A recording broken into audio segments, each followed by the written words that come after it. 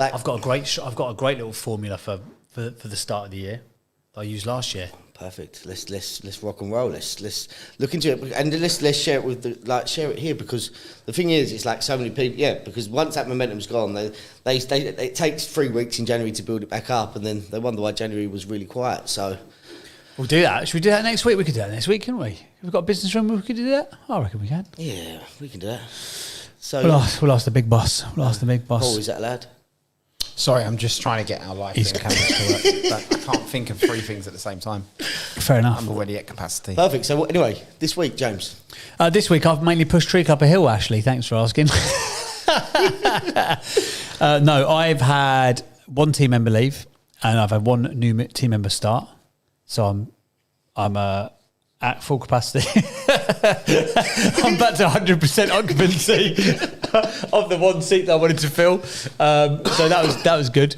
But behind the scenes, because of what we're talking about, and I have to talk without giving too much away at this point in time, but there's lots of stuff that needs to happen within my podcasting agency to put it into a bigger entity.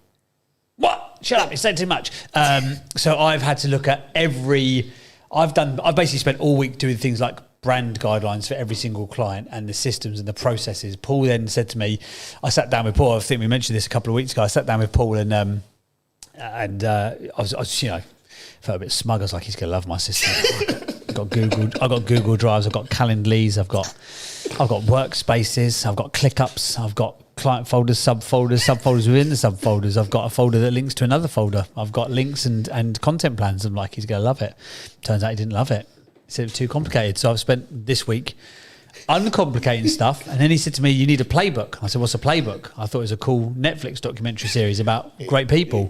Turns out it's not. It's the place where all of your information about every project goes into one place. And this is the process that Paul used to build like £100 million palaces. Well, I'm like, well, if it's good enough for that, I can probably cobble together a podcast launch in one Google Doc, can't I? And that's taken me a week, Ashley. That has taken me a week to get all that up and running. But we have now been able to, so basically within the agency, there's been a big shift because we did everything through a couple of different avenues and now we're bringing in some external. So Not we're just a couple, about 700 avenues. 700 avenues. We like to have 17 avenues per client. That's what we like to do. But so I've simplified everything. I've processed everything. And now, so previously, if I'd have taken on 25 clients, I would have fallen over because it would have involved me too much. But we've built the system now that actually it can genuinely scale because there's a difference between growing and scaling. Isn't there, Paul? There is. Yep. So I was looking at him for, you know, when you start to look at your dad for them to be proud. Oh, I scored that goal, Dad. He didn't react at all. I'd say it again to you. There's a difference between growing and scaling. I'm proud of you. Thank you. I'm not crying, you're crying. So yeah, that's what I've been doing this week. Systems and processes, which previously would have had me smashing my head against a solid brick wall. But I've actually, I can't say I've enjoyed it, but I can understand why it's been necessary. It is fundamental to get you. Yeah. You have to do it. It's one of them things that, well, it's only because I went through this earlier in the year with Paul, and I thought I absolutely smashed it until I turned the taps on. Like, I thought, this is good. And then I rung Paul up, like pulling my hair out, like, Paul, he's not working. And he was like, yes, but this is the point where you actually pressure test what's working. And it's like plumbing. It's like putting water through new plumbing and seeing if there's any leaks or where those leaks are and then fixing those leaks. Because I didn't realise when I was going through the process, like, right, let me walk through step by step every single thing that happens in the podcast launch. So everyone thinks you record into a microphone and you just chuck it. I mean, even there's some experts out there, frankly, that you just talk into a microphone, chuck it onto iTunes and bish bash bosh, fingers crossed, the wind's blowing in the right direction and you get a bit of success with it. But actually, if you're going to launch something properly and know how to plan it, launch it, grow it, and have a process and a system around it, I worked out there's like 68 steps, 68 major things that need to happen. And everyone in the team's got tasked with doing a particular thing. But what I hadn't accounted for was how many times in between the stuff getting done, I then get back involved, or I then have a quick email, or I then have a quick WhatsApp, or I then have a quick phone call, or then speak to my team manager, or then speaking to the audio guys, or I'm then speaking to the person who's doing the marketing assets, or I'm then speaking to the person who's doing the overall design. But actually, when you think there's only me, team manager, audio engineer, marketing dudes, and design, there's only 5 people involved in it. I must touch base with all of these people about 17 times during each process. I'm like, this is just stupid. It's one of them things, you know, like in chefs in kitchens when they're like at the top elite level, they'll build the kitchen around the chef, so they have to take the minimum amount of steps. And they think, we're doing all that so we don't have to take 3 steps. But actually, 3 steps done over 100 meals 3 times a day, then actually you're wasting quite a lot of time. So that's what I've done this week. I've basically turned myself into an elite chef of the podcasting world. Well, it's what I like is that Paul was your secret shopper. He pretended to be a customer of the systems. And I think if you can have anyone, avoid it being Paul. Yeah. If you want to feel good. Yeah, if you want results, get Paul. If you want to feel happy, don't get Paul. It's like 2 separate things, isn't it, entirely? Like, yeah, so that's that. But that's where I think, Paul pretends to be a customer through your system, like through the systems overall. That's the. It wasn't even a secret shopper because I knew he was doing it. So I'm like, so I briefed everyone. I'm like, be on your guard. Like, we obviously always like to do a good result, but I'm like, this one, like, imagine the worst client we've had. Like, this is where we're going here, guys. Like, be on your guard. And we didn't even get out of the onboarding process before he'd shot me down. He went, mate, this is just this is too hard. But again, that kind of stuff actually makes you realise where you have gone. So, for example, with clients, again, there's a lot of. It's not like we over deliver because we care too much, but there's a part of the process where it did switch over from helping them to launch their podcast and helping them to make sure their brand was right. Now, really, because of my branding expertise, that's not what people have paid for. That's not what they've asked for. In a lot of instances, that's not what they want. They want a damn podcast, but I'm making them look at their brand. I've got a client at the moment. She signed up February, and I made her question her brand so much.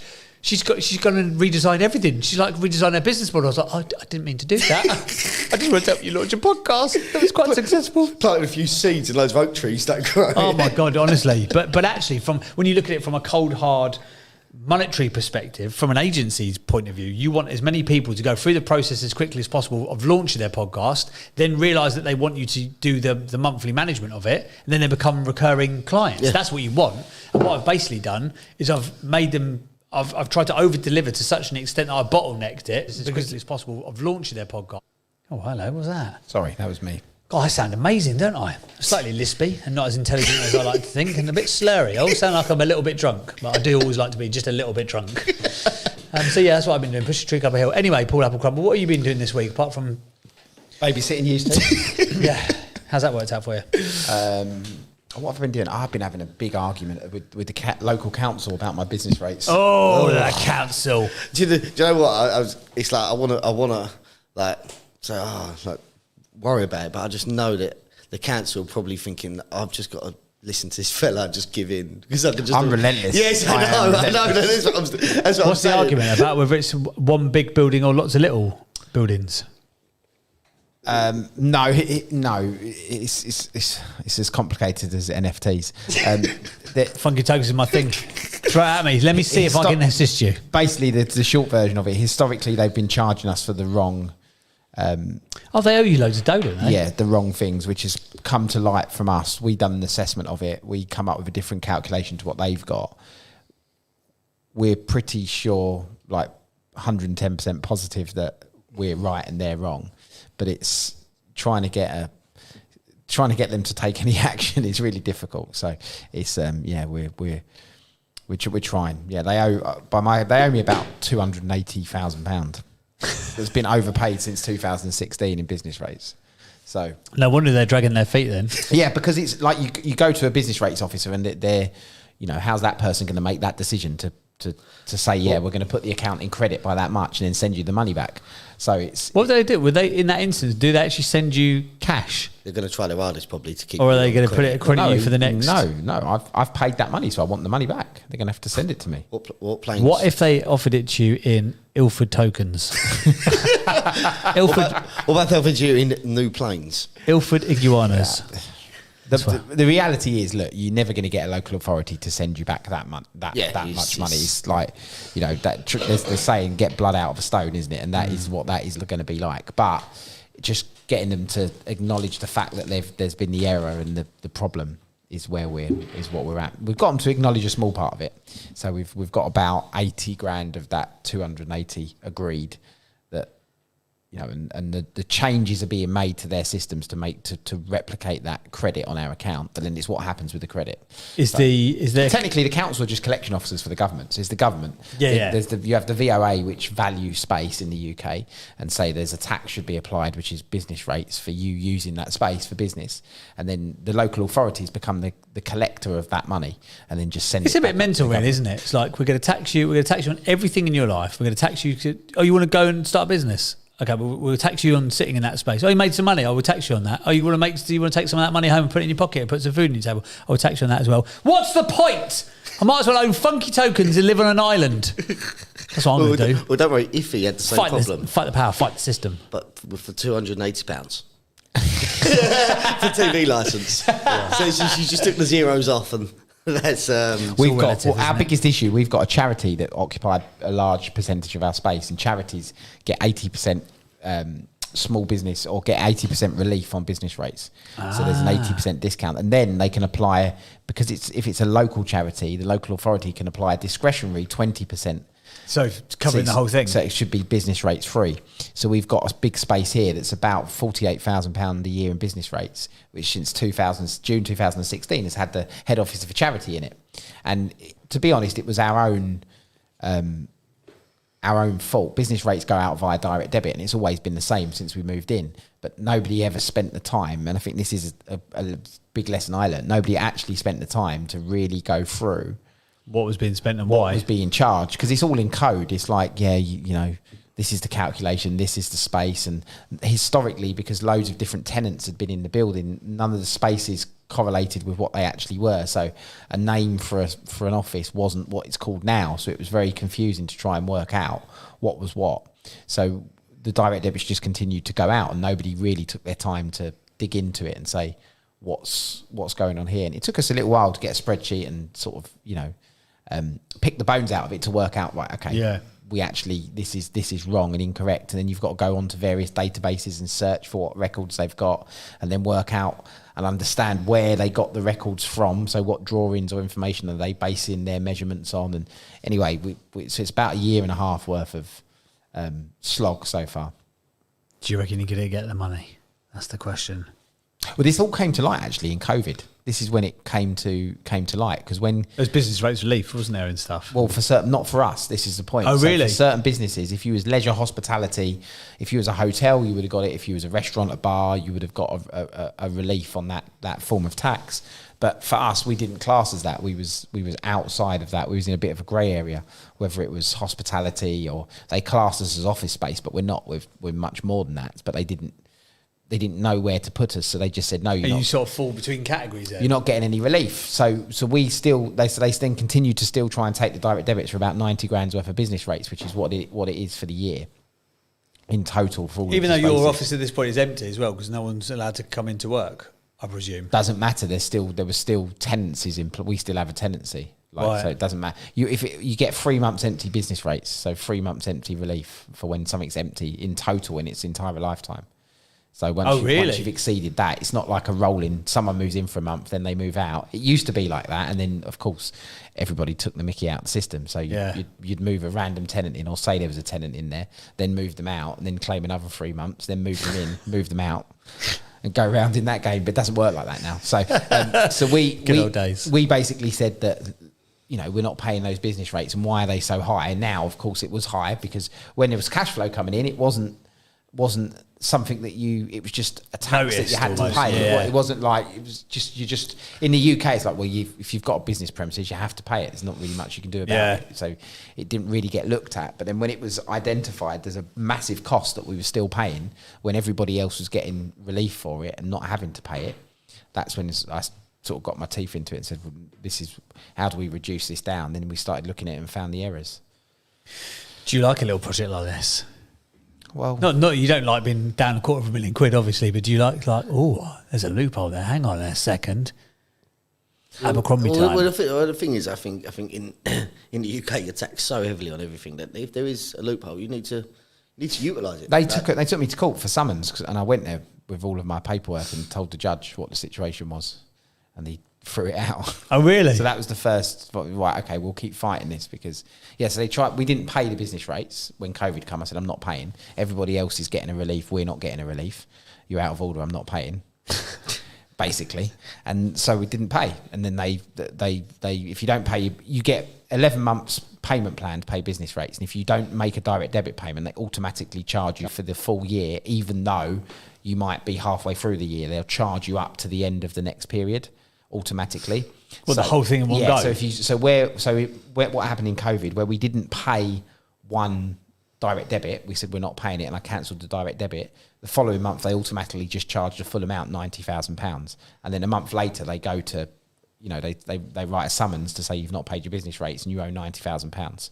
So it's like an automatic process. So we ended up going to Ilford Court and stood in front of the judge and said, and basically pointed out all the mistakes they've made in the business rates since 2016. And the judge sort of looked at the solicitor for the council, and they just went, like, shrugged their shoulders and just didn't really know what to say. So the judge basically said, I think all parties best go away and sort this out. But then the council have done nothing about it since, so we might have to go back to court in some way. Well, you take them to court this time. I think so, because they're just ignoring. This is the other problem. You don't have a single entity to speak to. You have a department with like business rates at Redbridge Council's email address. There's not when they reply back to email, there's no name. They're just the business rates officers. Yeah, like you don't. What's your name? No, they won't tell you. Because you can imagine the abuse that they get. Yeah, yeah. So actually trying to lock somebody down to take responsibility for it's it. Not gonna happen, yeah, but that's why they do it. They make it's a tactic. Yeah, it's a tactic to make it very hard to. Because people will give up. Like, so if it wasn't as much... not all people. Not Apple Crumble. No, but what I'm saying is if it was a lot lower amount, like if it was like your sofa change or something like that, then it's still probably quite a bit. But if it was that, you just think... Can't be bothered. I can't be asked for the pain they're going to put me through. What's the opportunity cost to me? If it's going to take me 100 hours to try and get this money back, and I can make that money in 100 hours, you just reverse the mindset and just cut your losses and take that route. That's why they do it. Like, that's what it's like. I'm a bad person at getting parking tickets. Like, and I think I've got to try and get hold of them and debate. Like, I think I've got to try and get these prices down. They're like, and then they email them. You got 17 parking tickets, and I'm like, come on, you must do a deal. But then the thing is, they make it so hard. In the end, you're just like, I'll just take my bank card and just. I'm really angry at myself at the time because I just think, leave me alone. It just feels like a waste of money as well, doesn't it? That's such a waste of money. It's so horrible. I got done for the congestion charge the other day because I forgot about it again. I'm like, but how are you? Like, if I live in London and I forget about it all the time. But it's like if you're like a tourist or whatever, how are you? Have you got any hope? You've got to go onto this rubbish website. Now you've got the ULEZ, the ultra low emission zone. I'm like, well, I'm fine. And then we had a letter come through yesterday because Hayley's car apparently isn't fine. And she went down the road to some like soft play thing, which is like 200 metres in the zone. She went, I go there all the time. I'm like, turns out you're walking from now on. You better park up at the roundabout and walk. You've got electric bike coming. I can bring my Defender to here, but I can't go. You know the roundabout where the motorway is 406. For anyone that doesn't live around here, you'll have no clue what I'm talking about. But anyway, I can't go beyond that point because I'm in the ultra low emission zone. Is it 15 quid? No, it's a fine. It's straight away a fine. Like you have to, for me, because the emissions are so high, I can't even go in there. Oh, really? Yeah. It's not even on that particular car. You're allowed on the North Circular. You can go round that, but you can't go inside it. So the moment you go inside it, you get the fine. Yeah, but you know what? I was on the edge of the congestion zone once, and I took the wrong turn in. The problem is, it's not stopped. It's the. I'm not going to go political here, but the congestion zone charge hasn't stopped. No, any of the congestion. It still takes you just as long to drive anywhere in London as it did. Yeah. Oh, someone's flashing. Someone's flashing in agreement. It's not made any difference whatsoever to anybody's lives in central London. I was in Leicester Square the other day, and I said I was in Mayfair. I said, can I get a cab to Leicester Square? And I was like, mate, you might as well walk. And I was like, well, how long is it going to take? They said like 10 minutes, but it's going to take me half an hour to drop you there. Yeah. And I was like, oh, you must know some shortcuts, and just jumped in. You said to me the other day that you said you went out to town and you said it was really different. And we went up there on Saturday night a couple of weeks ago, and you're right, it's different. It's definitely different vibe. Yeah, definitely. I went Mayfair bar like just for a meeting. Normally, you ain't getting in there. Like you're not getting in there, and there was 2 occupied tables at prime time. Yeah, and I was like, wow, it feels different. Like what I'm saying is they've got a bar, they've got the restaurant. There weren't even black people. Just the atmosphere was just changed. And the thing is, it's like you walk around them areas now, and it is a lot of tourists and people up there sightseeing now. Like it used to be heavily people in suits, and it's not like that. And I've got a lot of friends from the city their companies are now actually already buying premises. In commuter belt, it's like I know a massive traders company that have already just purchased a massive industrial estate. Didn't you say that one of your mates' firms actually said like, where do you guys live? And we'll park a place like in the middle of where as many people live as possible. That's the company I'm talking about. Okay. Yeah, and so basically they're keeping their premises, shrunk their premises in London. And they must be paying millions a year to have the premises, but then it's the adaptation of COVID. It's people now feel they've got a bit more like people actually feel they've got a bit more right, and the language of working at the moment's changed because people got so comfortable from working at home that they've gone back to the office. Where I think there's been a big change is there used to be a lot of snobbery around if your office was in London. Yeah. So if you was in London, you was in London. It was a dumb thing, and you was fine. Now the UK is the UK. Yeah, like, it doesn't come into anybody's mind. Oh, I'm not going to do business with that person because they're not in central London. Yes. Or you don't have that feeling that you have to be there and do that. It's changed everything though, because you look at like the market. So our landlord of our house is selling, and they had 12 people turn up at our house on Saturday morning. I mean, it's a nice house, 12 people, and I think they had multiple offers. When you talk about like a 900 grand house, it's not like small money, but so many people now are looking that little bit further. They don't need to be in Shoreditch, they don't need to be in East London, they don't need to be in the city. They can go that little bit further out, get that little bit more for their money, because 900 grand for a house is, you know, a relative, you know, big amount of money. I guess it is all relative, isn't it? But in London, you know, that's still probably a 2-bed apartment, isn't it? If that, or a 1-bed apartment in certain areas. Depends what but actually, to have like 4 beds and a dining room and, you know, a garden and all that sort of stuff, and you don't have to go into the office. One of my neighbours is a director of I think he's a law firm. I think he's like HR director for this law firm, and he said he's so much more effective at home. He's like, I don't want it. He said, if I go into the office, I go in once a week now. I have to leave at 7 o'clock. I don't get back till 7 o'clock. But I actually only get 6 hours of work time. And then everyone's coming into my office. So I'm that much less effective. Why would I bother doing it? However, I did do a podcast interview last week with, I didn't do it. I produced it for a guy called Alistair Cox. He's the CEO of Hayes, the massive recruitment company. And he was talking about the impact of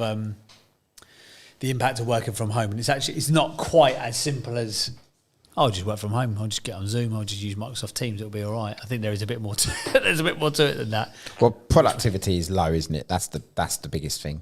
You know, it is. Yeah, I don't care who says it's not.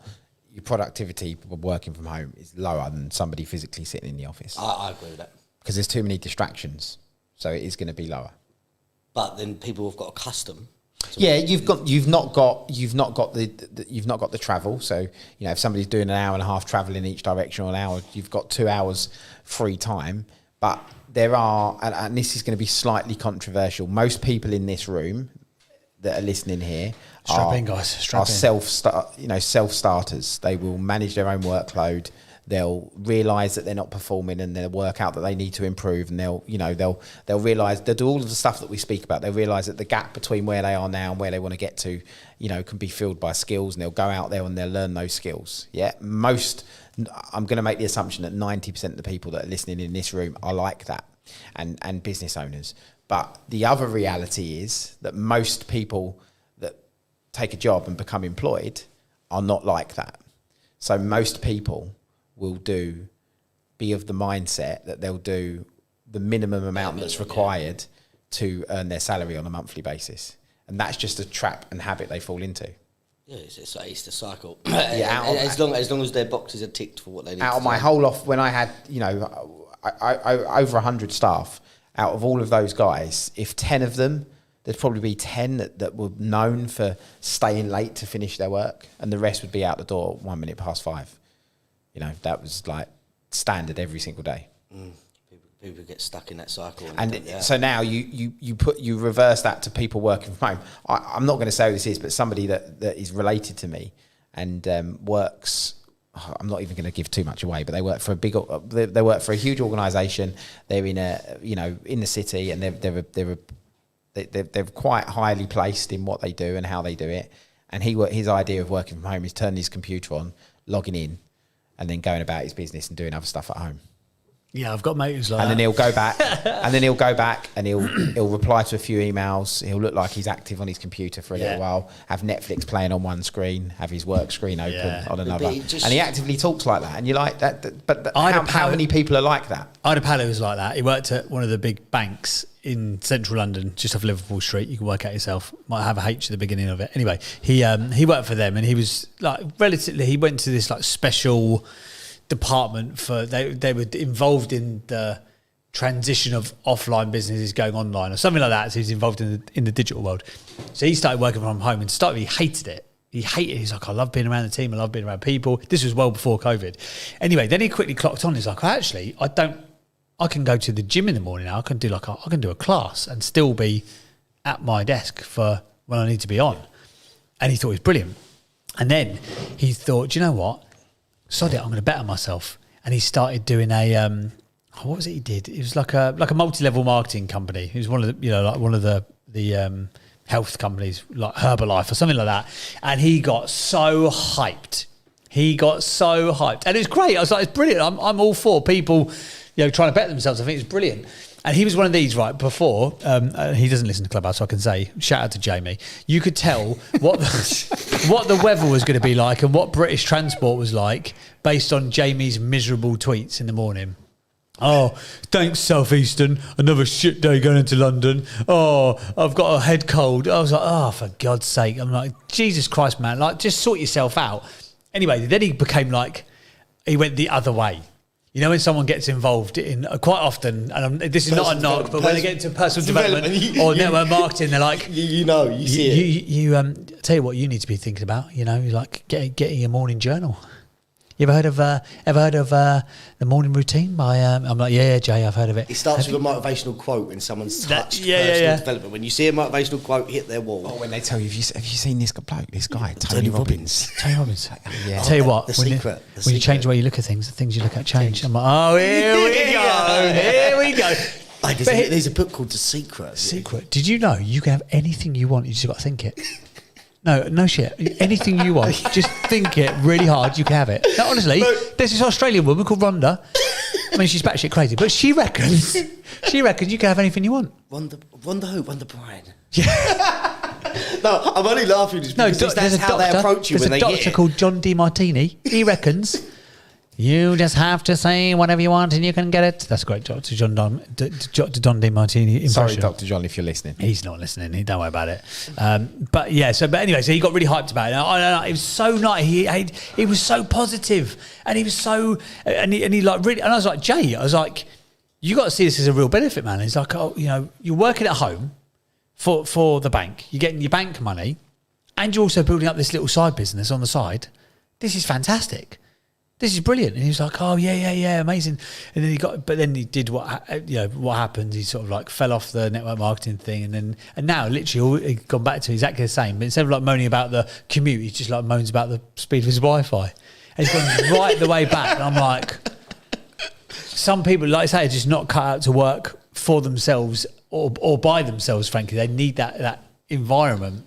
If you're going to set that... It's quite sad to see, actually. If you're going to set that mentality, the work from home policy, so like Google and tech companies, been doing it for years, haven't they? Yeah. There's no holiday entitlement. You can do what you want, come and go when you want, as long as the work gets done, which is fine. But the type of employees they're employing and the selection tests that people go through and the personality tests and all that stuff... make sure they get the right type of person. Who's going to thrive in that environment? Yes, both ways. Thrive as a worker sort of thing. Is that what you embrace the policies, embrace those policies as opposed to see them as guidelines for taking the piss. Yeah, do you see what I mean? So the selection tests and the personality tests, they're making sure they're getting the right individual to fill that role, that's going to thrive, like James said, thrive in that environment. What's happened because of COVID is many organisations are now having to switch to a similar policy to that, to like a 50-50 work policy. You know, most big companies, and I know this because of the workspace sort of groups that I'm involved with. Big companies, big banks now, big corporates, they haven't got enough desks for staff, so they've turned their offices are turned into almost co-working environments where people hot desks, where people have to go online and book a desk. So you'll go on and you'll say, I'm coming into the office tomorrow, and you'll book a space if there's a space available, and you'll go into the office, and it's much more co-working environment where there's, you know, open lounges and breakout spaces and stuff like that. Not how it used to be, where everybody had a desk and you was in sort of pods and all that type of stuff. So they're being forced to embrace this new way of working, where there's the need to have a mixed work environment where you spend half your week at home, half your week in the office. But the employees that they have were not employed on that basis to fill those roles. Yeah. So most of those employees will be not as productive as they are. They needed that chain of command. They was going into a chain of command, not the flexibility of self-motivation. Can you imagine if you employed staff and you knew they were sitting at home watching Netflix when they're supposed to be logged on your computer? It just shows how little work, it shows how little work their job and responsibilities were. Yeah. That's what it shows. It shows their roles and responsibility within that company was probably minor. They was just filling the 6 hours sitting at their desk. It's really interesting. That mindset shift is really interesting, because you've got like people who work for those big organisations. They're like, oh, this is brilliant, I can absolutely rinse it. And then you've got people like us who actually employ people like, if someone done that to me, I would be raging. But but the thing is, it's like in certain parts of the business, because when you look at front office stuff, they're based on performance, but then on back office stuff, like for back office stuff, you want to make sure that they're not taking the piss. Do you know what you need to put in place though, Ashley? You need non-income generating essential tasks. That's what you need to do. You need to break down your tasks to income generating activities. And have you sat with Paul?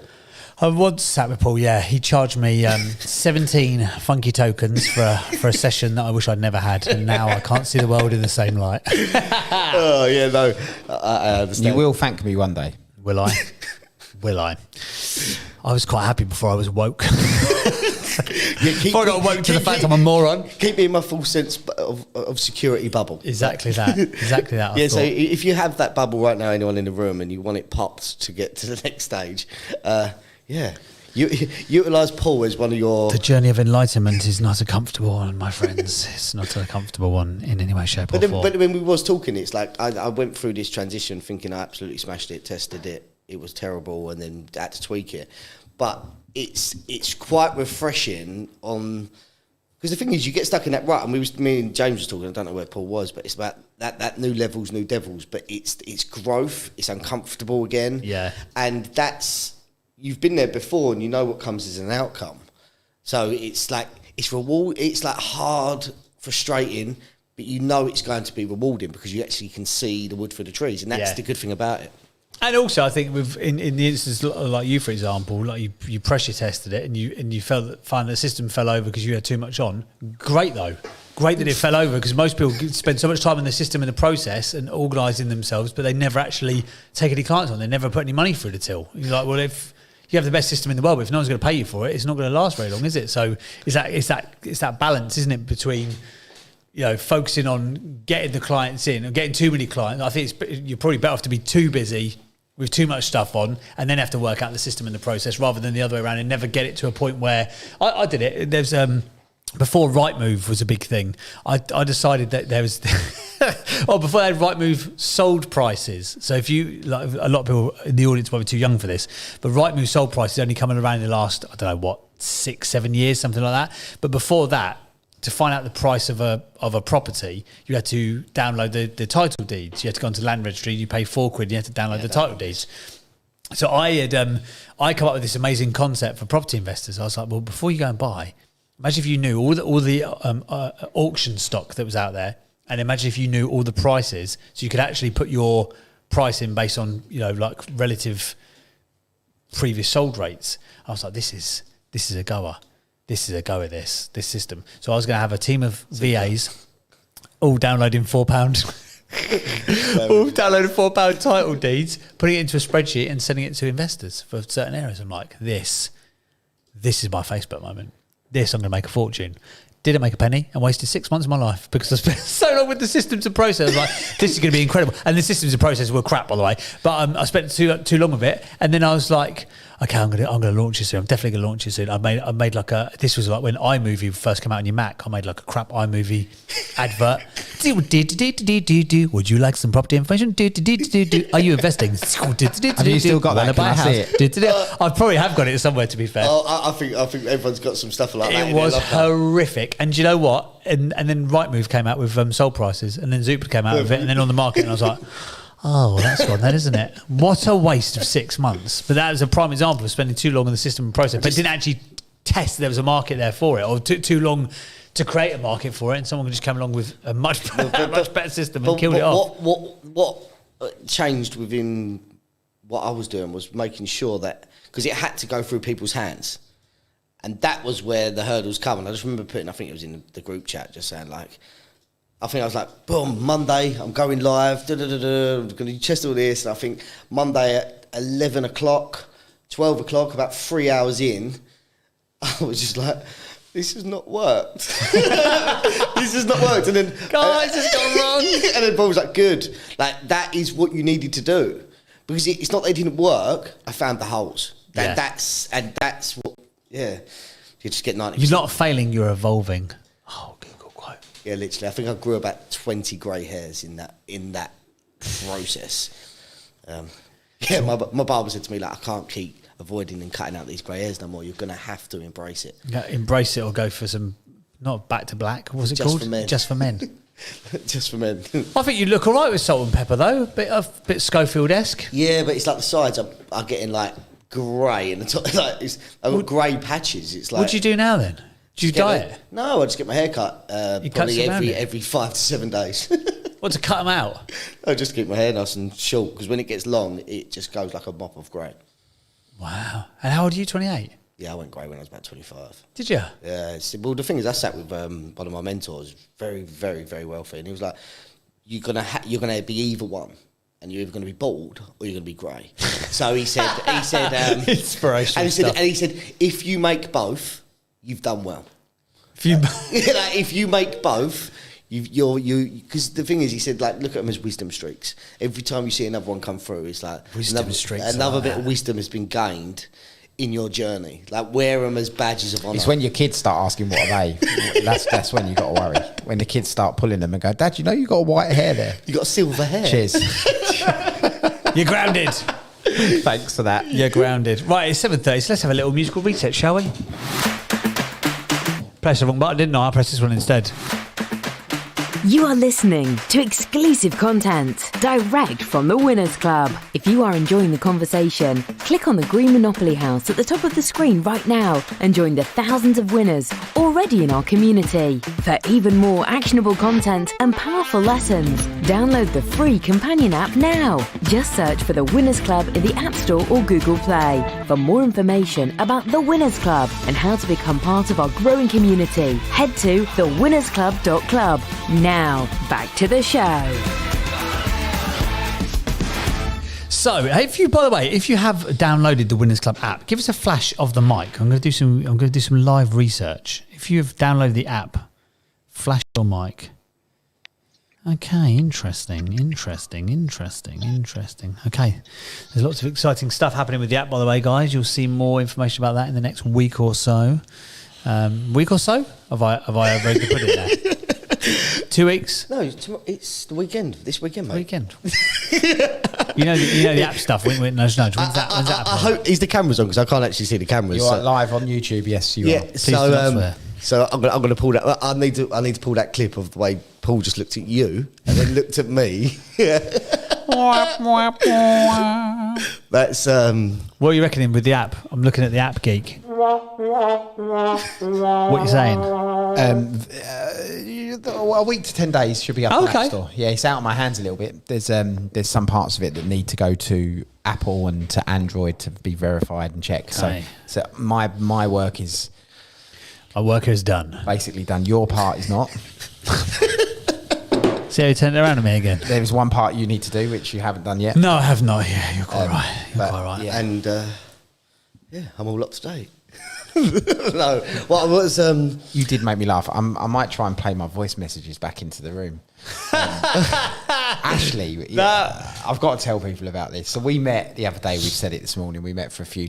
I'm trying to think which one it is. We left the office at about 8:30, 9 o'clock at night. And as part of that meeting, at some point during that day, we was like, right, okay, I'll create a document. We needed a document for something, so I said, right, I'll do that. And a bit of a relatively like mid-complex spreadsheet, I'm guessing is probably the best way to call it. It wasn't overly advanced and it wasn't simple, but it was probably a few hours to create it. Yeah. In workload, right? So I said, I'll do that. Don't worry, I'll do that. So we agreed that would get done at 8 o'clock. Of the evening. Of that evening. The following morning at 10:35. So 14 hours later, allowing 8 for sleep, so not many. And Clubhouse too. Because I was taking the room on Clubhouse. At 10:35, a voice note comes in from Ashley chasing me up for that document, of which I didn't take too kindly. Actually, he showed me the timeline. And then said, "Now leave me alone. It will be done. Don't chase me again." Yeah, don't chase me again. I'm going to see if I can find it on my phone. If I can find it on my phone, We can probably play it. I've got WhatsApp. I'm just on checking here. that it should be played. Frankly, He was like, "In that space, I've been asleep. I've been asleep. I've done the room. It is now 1 hour. I'm getting ready to leave to work." James is listening. If we can play it, I'll play it back to you. 'Cause it did make me laugh. I was like, I can't believe you chased me for that. We agreed on it like 12 hours ago. What are you doing? The power's in the follow-up. Yeah. Not with Paul Abercrombie. He's listening to it. Can it be played?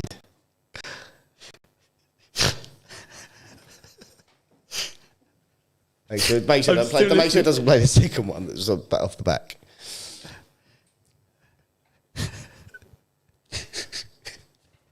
I've got to wait, just checking the end part of it. He's laughing. Oh, no. Now, do not chase me up. We could definitely play it. It's brilliant. Right. I can do it on here. So, I can get it up on here. Okay, so it was the one that... So Ash actually reached you at 9:52, so 52 minutes after you'd finished your room. Been asleep, still at home.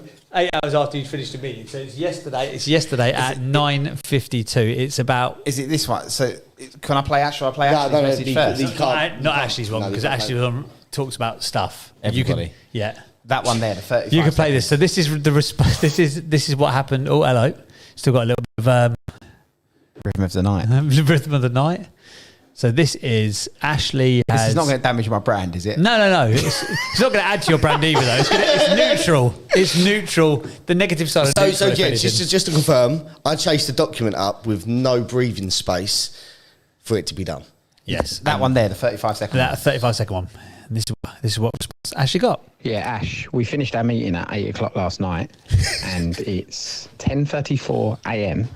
I haven't been into work yet, so I haven't got anything to give you other than the words that I gave you yesterday in our meeting. So you just have to wait a little while, darling, until I do what I said I was going to do and create a document. But it's going to be a little while, mate, if I'm honest. It's going to be probably tomorrow afternoonish, maybe Monday by the time I put something together, because I actually haven't got anything and I've got to create something. So, yeah, don't chase me again.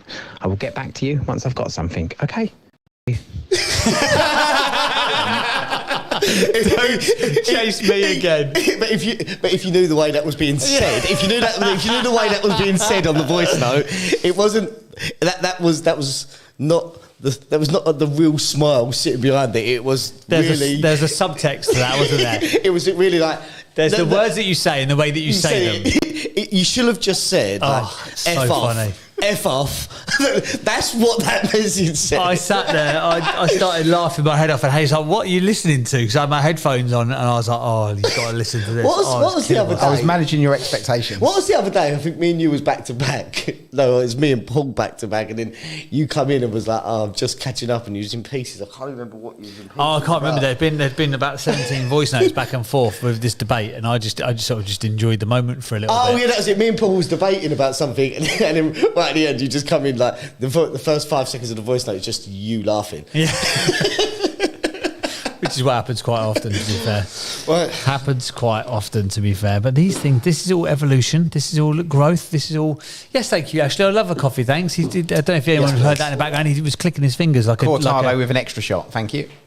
I have the same. Thanks. We call that the Ilford Special, which is a lot tastier than it sounds.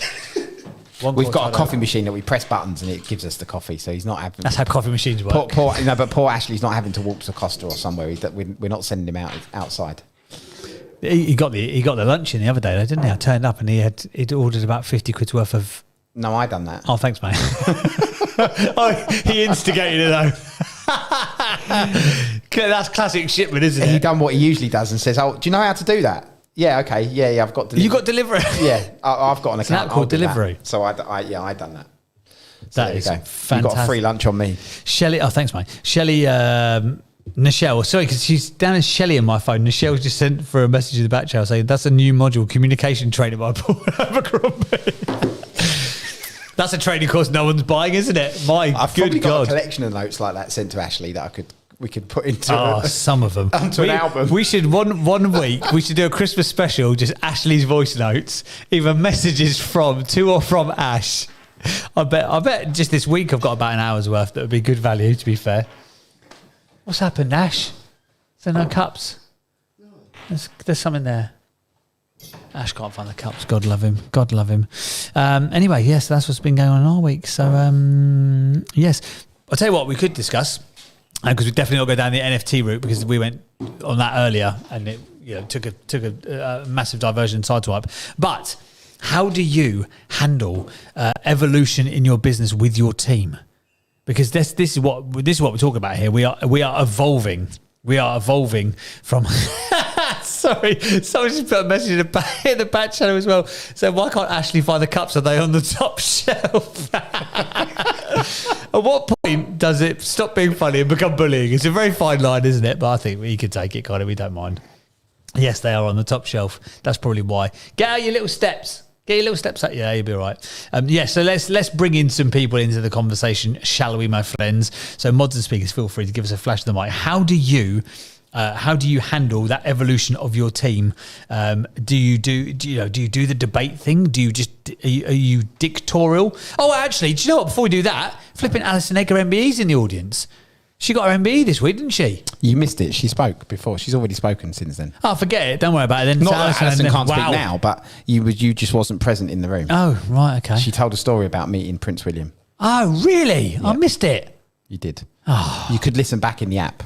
Good well, plug. you couldn't actually because I haven't done the job. The content's not going into the current app because somebody who built it didn't do their job. But the version 2 will have the updated content regularly into the app. Version 2 of this app that Paul has been working on behind the scenes, like a mangy dog. So I don't know why I had mangy there. You've just been working like a dog, haven't you? Just not a mangy dog, like a mangy old Ilford dog. It's a piece of work, isn't it? That in and of itself is art. You should just screenshot that and turn that into a funky token. The Paul Apple Crumble App Club. Absolutely brilliant. I mean, I'll be here all week, guys. We've got some really cool features as well. We have got some cool features. Which we've come up with. Yeah. So anyway. Okay. Right. Moral of the story is pick your suppliers wisely. Yes, if you know, you know, and there's a few in this room that know. Right, okay, we are going to henceforth move the conversation forward. So, what are you guys doing in terms of managing your teams, having those awkward conversations? Or also, if you are someone who has got a team, how are you handling the transition from real world work into online work? I can't even speak properly. Online work. How are you handling that? What are you doing with your teams? What systems and processes? Have you got any hacks or tactics? We would love for you to share what you are doing in the on and offline world. Feel free to flash your microphone if you'd like to share. No one is flashing their mics. No one wants to share at all this morning. I think everyone thinks of Friday as a bit of a... Iffy's flashing. Oh, go on then, Iffy. You can flash. Then we might have to do a bit of old school DJ, might we? Other than that, oh yes, we must talk about that. Iffy, we'll come to you, my friend. Hi, good morning, guys. Oh, I've enjoyed the conversation. It's been really, really good. Are you speaking, Terry? Can you hear me okay? Yes. We can hear you fine. Yeah, that was Terry saying, I can't hear you. Is he in Clubhouse? No, he's kind of listening through my earpods. Okay. we've been having a good old laugh this morning. It's been we've been nodding and it's been great. I thought you were going to say something different now. I thought you were going to say we've been having a good old row. We completely disagree with you morons. No, Terry's been laughing. He was a bit confused about everyone speaking through one head. And I was like, it's not this, it's different people, Terry. That's how it works. But anyway, so to answer your question, what am I doing with my team? Well, there's so many different layers. So the first thing I was going to say is like what I do with my team, which I've, because we've expanded is, you know me, I'm really upbeat and positive anyway. So I found that when I tell the team about what we're doing and get excited about it and everyone gets really into it, it makes it better because everyone's like, yeah, I'm so excited. We've just got the Trello board. And we had like a Zoom in our WhatsApp group and everyone was so excited by it because the Trello board just shows everyone what they're doing and how we're working together. You can drag and drop. So that was a real like great thing that happened this week for us because everyone's involved. And I obviously leave voice notes in the WhatsApp group and I found that everyone's really excited about our next level of turning on the tap, basically. That's what we're calling it. But then from an offline space, so this week, well, it's been more than a week. I've been stuck at home because I've got COVID. And I've realised, like, in terms of we sell hoodies, my workout hoodies. Around this time, people want to buy a hoodie. And someone bought a hoodie. And I had this system in place with the manufacturers where I just send them, like, a screenshot of the person and then they post it directly. So, but before, I used to drive there, get them, post them, and it was really long. But this week it didn't really work. It slipped through the net and the person didn't get their hoodie.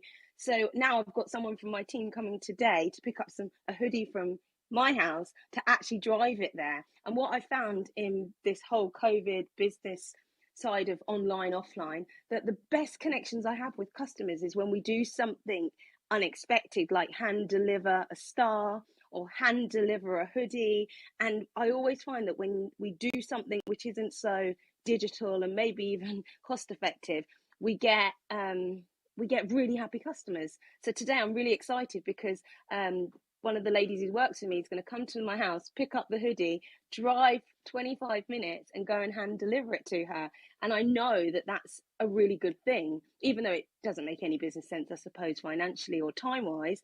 So I always try to include real life stuff as well as digital stuff because people love a handwritten card. People love you to actually show up there. And I've seen it happen in the past before where I've hand delivered a star to somebody and it's changed the game massively because they're just like, wow, I wasn't expecting you to deliver it to my door. And that's what I do at Christmas. So as much as I'm into the digital world and I've got my Trello board and I've got my online teams and blah, blah, blah, I really love just physically being there. You know, I don't think I'm ever going to get over offline. I love offline stuff. So that'll be my share. Thank you. Awesome stuff. Thank you very much. I'll tell you what was really interesting there for me. I've kind of done like the exact opposite, whereas you've sort of like got everyone on Trello and then you've got them on WhatsApp and all that stuff. I'm just desperately trying to keep everyone, because I've over-fudged the system, apparently, according to Apple Grumble. I'm just trying to keep everyone on one thing. So we've got ClickUp, and I'm like, all communication happens via ClickUp. We don't WhatsApp, we don't email, we don't message each other, we don't phone each other. Me and the team manager do, but we tried to get everyone else just work through ClickUp because the system will only work if everyone uses it, is what I found. But thank you for your share. Yeah, Paul, James, I'm doing that as well, but we're in the transition. So my goal is to be like you too. I don't want everyone on every channel. I'm just in the transition stage where we're just moving our emails onto Trello. So I'm with you. Oh, right. Yeah, the WhatsApp is a dangerous game. It's so easy to do and slip into, but then you find yourself in a world of constantly. Yeah, it's a dangerous game to try, because the thing is, it's not that you have your systems. If you take something into the WhatsApp with clients, you're missing half the stuff, and it's just I was in that predicament. Talking about WhatsApp, I was blown away by a business the other week. I said, you said. Not often that happens. It was Huel, yeah. It's not often it happens, but it happened with Huel. So I got a parcel delivered here, 12 ready-made milkshakes from Huel. Now I've got an account with Huel, but the account's at my personal address, not a business address. And this parcel came specifically to my office that I sit in, with the number of the office at this address. So it was in my name. So, okay, I've not ordered that. So there was probably 3 or 4 people that I thought, well, okay, I've had interactions with them, and they may have, may or may not sent a gift. You thought like Ashley's appreciating you, Yeah, or I'm Ashley, appreciating you, or So I that was definitely not me and James. Yeah, so I reached out to people and said, look, because how do you ask? Have you sent me a gift? It's like it's an awkward question to ask, isn't it? But I was really wanting to find out, because I wanted to thank the person that sent this to me, because it was quite thoughtful. Because I'm actually going through, I'm using Huel a lot, so that somebody's actually paid quite a lot of attention. Yeah, to yeah, it was a nice touch, wasn't it? Yeah, to take the office number that I actually sit in, and then it was actually the actual and then so it wasn't just to the building; it was specifically to my room, and then realised that I'm drinking Huel. So I was like, okay, fair enough. Who's that? So anyway, I asked a few people politely, and they come back and said, no, that wasn't us, or that wasn't me, and blah, blah, blah. So I was like, okay, well, what options have I got? So I went on to Huel website. I thought, I'm going to phone them up and see if I can get an answer. Yeah. There's no phone number on Huel's website to call anybody. But when you were in Contact Us, there was a button that said, talk to us via WhatsApp. Okay, fair enough. Clicked on it, opened WhatsApp up, come up Huel, obviously WhatsApp for Business, come up with Huel in the top screen. Just literally wrote the message. I've received a package from Huel. I have got a Huel account, but this package has come to my work address, not my home address. However, I haven't ordered it. Can I check who this has come from? So within seconds, somebody's come back to me, whether it was a bot or not, I don't know. You sent me a screenshot of it. But I don't think it was a bot. Somebody's come back to me and said, can you take a picture of the label on the packaging and send it to us? So I took a picture of the label and sent it on the packaging. And they immediately come back and said, have you heard of this person? Which was a company. Have you heard of this company? So it's like, oh yeah, and straight away, yeah, I have. So I knew who that had come from. But that whole, I was expecting to have to pick up the phone them, be stuck on hold for a period of time, eventually them to probably tell me, oh no, because of data protection, we can't tell you who paid for it or who ordered it. But within 2 minutes, I've got the chain here because you sent it to me. You said, check this out. I've been really impressed with it, and it was. Just have a look. 1, 2, 3, 4, 5. They give you the information within 5 messages. Yeah, and how many minutes? About 2 minutes from start to finish? 154. 3 minutes. 3 minutes. 3 minutes. So another business. Unbelievable. Another business may have basically turned around and said, like the easy option there, isn't it, is to turn around and say, oh, because of data protection, we can't tell you who sent it. But within 2 minutes, somebody's picked that message up, dealt with it, and given me the information. So I was very impressed by Huel. So if you work for Huel or you're in the audience, very impressed. I want to say this. I had the same predicament. I was impressed, and I was impressed with Aldi. So I've taken my car. The car or the supermarket? The car place. Okay. I thought you said Aldi. Yeah, Aldi. So you don't shop at Aldi. You can't get them fancy mince pies in Aldi, can he? I dropped my car there, and I was like, I need my car back. It's quite urgent. It was like, no worries. And I was like, well, what do I need to do? And then they had actually sent me the video of the work that needs to be done. Yeah, that's quite commonplace now. Yeah, and what it said, you can order the parts, but then they rang me straight away. Was like, ignore the prices. It's all under warranty. And they said, just because you've stated you need your car back, it's normally like a 2 to 3 day repair thing. And they was like, don't worry, we're going to fast track it because we understand that our customers are number one priority, and if you need your car back, the work will be done today. I was just like, brilliant, and then I went straight back and picked my car up, and it was all fixed. Another brand where I haven't spoke to anybody, but it's been an unbelievable experience going back to humans being involved. Tesla. So I've ordered a Tesla, as you know, like a month or so ago. Ordered the car on their website. Literally, I bought the car like I was just buying something off of Amazon. It was so easy to do because you don't get many options with Teslas. It's like, this is the package, and then 1, 2 or 3. Yeah. So selected the option, but that's for a purpose, right? Because it streamlines the whole production when you've not got so many complicated orders. It's all designed for a reason. The reason 100%. There's packages there is so you can go, that's packaged, produce that package and not have all these extras that are added on. And actually, most of the functionality of the car is in the car. They just have to turn it on. So, that's right. Yeah. So it's built and it's all there. They just have to turn the software on to make it work. So anyway, gone through the process, slick as you like. A couple of mouse clicks, and I'd bought a car. Then they prompt you into the app, and then you manage the whole order process via their app. Just literally, Really? yeah, via the app, and I keep getting updates like push notifications telling me where the car is in production and arranging my. Would you like? Where to is it arrange now? I'm arranging. I'm collecting it on the 15th of December. So Oh, I've really? arranged. A bit strange. I'm going to Blue Water Shopping Centre to collect the car. That's what they've got a big That head was one office. of their collection. They've got a big head office over there. Well, Yeah. like when they say your parcels at your local corner shops. No, it's no, but that it's that the same mentality. It's the same mentality. Yeah. So Yeah. like your order when it says get delivered to a local checkpoint. Yeah. There's just Blue. Just go Blue Wall. Like I'm going to Blue Water Shopping Centre to the car park. That's where the checkpoint is. It's at a level Yes, of the car because park. I've seen They've it- obviously I've- got bays allocated, Yes. and you go there and collect the car. I've seen them pods. I've seen them pods with the Tesla thing. I thought it was just something to do with the charging packs that you see everywhere. But it's such a refreshing experience as opposed to the old way you used to do stuff with cars. Yeah. What about the paperwork? Because that is the normal. Like, I haven't seen any paperwork. I haven't done anything. I've agreed to something online. I've ticked the check boxes. I've filled in the they've- details. in the app. I can view the order form, so I can see the actual order form within the app. That's it. Because that was the annoying bit. I've gone through cars, like, seriously. Like, if I showed you my history of smashed up cars, I can imagine. it's you sit there for like an hour just signing everything, and you're just like, it is a headache to go do. Like, it is a headache to go do, and it makes it all worth it when you get your new car. There was like- none of that. Yeah, that's what I'm None of saying. that. And that's the bit I dread when it's like they ring me up and they go like, "Oh, do you want to come and upgrade your car?" And I think It like, was as easy as ordering something off of Amazon. Honestly, it was that slick. That's fantastic. I love. But what's really interesting? What's people- really interesting, quick, is how Paul actually has not criticised someone. It was that smooth. Is that good? He doesn't hate them. That's pretty. That's pretty. Within the good. app, they're sending you training videos, like watch this video so you can familiarise yourself with your car before it arrives. Have you been in and all one that type yet? of stuff. Have you been in a Tesla? No, I've never sat in one. Have you not? No. Mate, You're gonna have all this phenomenal service. He's gonna turn up and go, "This is so comfortable." Do you know why I done it? Do you know what? Talking of why I've done it, because this ultra low emission zone really pissed Yes. me off. Because I had my little toy car that I used to come to work in, my little truck, and I used to like coming to work in my truck. But now I can't go anywhere in that because what, it's- the Defender? Yeah, because it's ultra low emission zones. I just can't go. I get fined if I drive So did- a mile that way. So often when I was here at the office, I'd nip into Westfield, which is just down there, and you do different things around here. And now I'm restricted. I can't do that. So I've gone completely the opposite direction and got an electric car. Which is what they wanted to do. So the ultra low emission zone. You know, you said it didn't work. It has, because it made you buy a Tesla.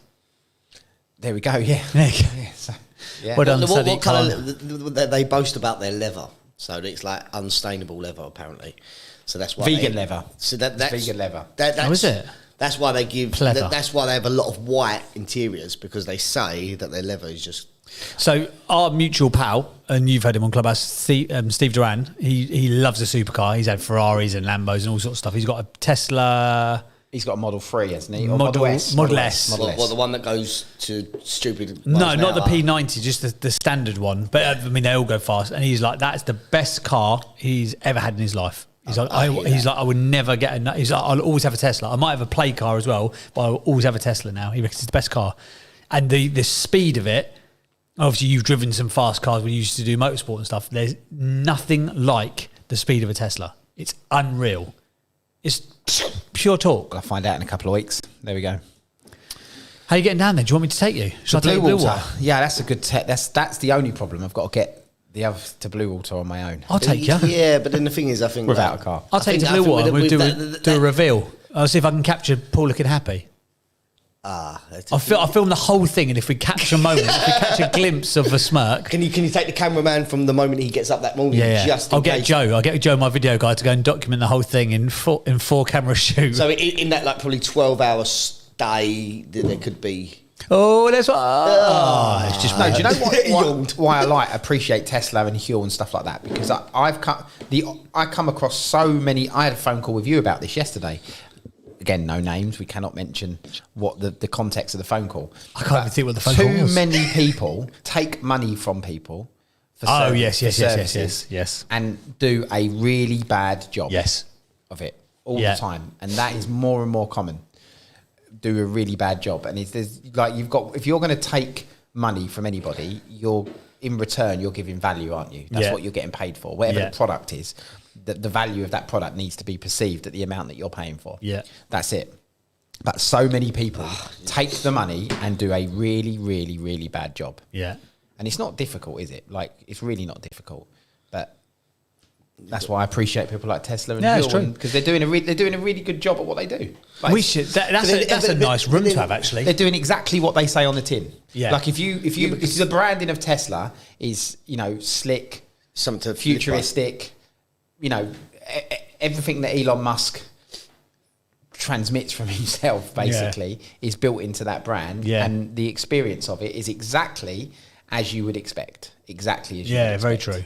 All right, I haven't got the product yet, so I can't you will verify the love car. it. But what have you got? Customer experience so far. Yeah, but then look at that. I see a lot of people going over to Tesla. I see a lot of people who love their cars. Well, Tesla's market cap now is the same as every other car manufacturer, isn't it? As a value as a company, they are worth more money than all of the other car companies put together. Elon Musk said, like, if I get enough retweets, I'll release like 4 billion shares or something like that. No, so that was there was a charity that said, you know, if all these billionaires gave up some of their money, we could solve world hunger. And he said, if you can prove it to me in verifiable accounts, I'll release $6 billion worth of Tesla stock now. Because they said for $6 billion, you could cure world hunger. And he said, show me the data and I'll do it now. But it has to be open sourced accounting and I'll do it. But here's the thing for everybody in this room as well. The power of your customer journey being unbelievable. Because we've sat here and I've spoken about, I'm now a brand ambassador for 2 brands this morning. Yeah. I spoke about Huel and I've spoke about Tesla. And he's talked about Audi. Yeah. But we're talking about because the experiences we've had are phenomenal. Not the average, which has become acceptable to have an average, like just an average customer service or an average experience. As a company as well, people are 9 times more likely to share a negative experience than they are to share a good experience. So you've got to think, just to get your head above the parapet and have people go, to have a reputation where you do more bad than good, you've got 9 times more likely to share a negative experience. And the thing is, what I've actually found over the last within my business is that when you sort of do something for a friend or something like that, and you change, so like I'm going to say I'm guilty of it. I literally didn't follow the rule book. I was just like, it was a bit because it was for a friend. Yeah, but what that's actually done is made it hard for us to deliver because we didn't follow the protocol.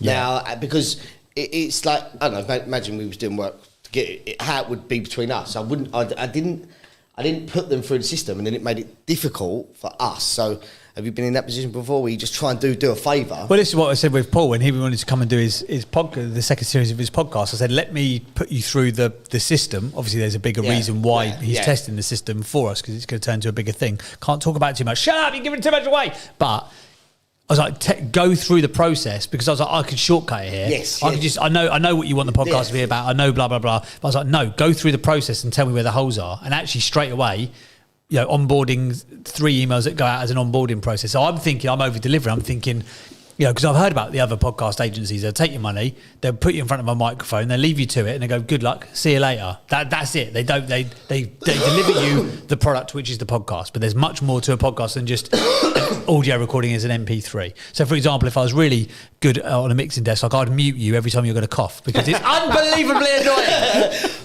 Well, I only learned something from a better mixing desk, that there's a cough button. We're going to have that soon. I'm going to get that.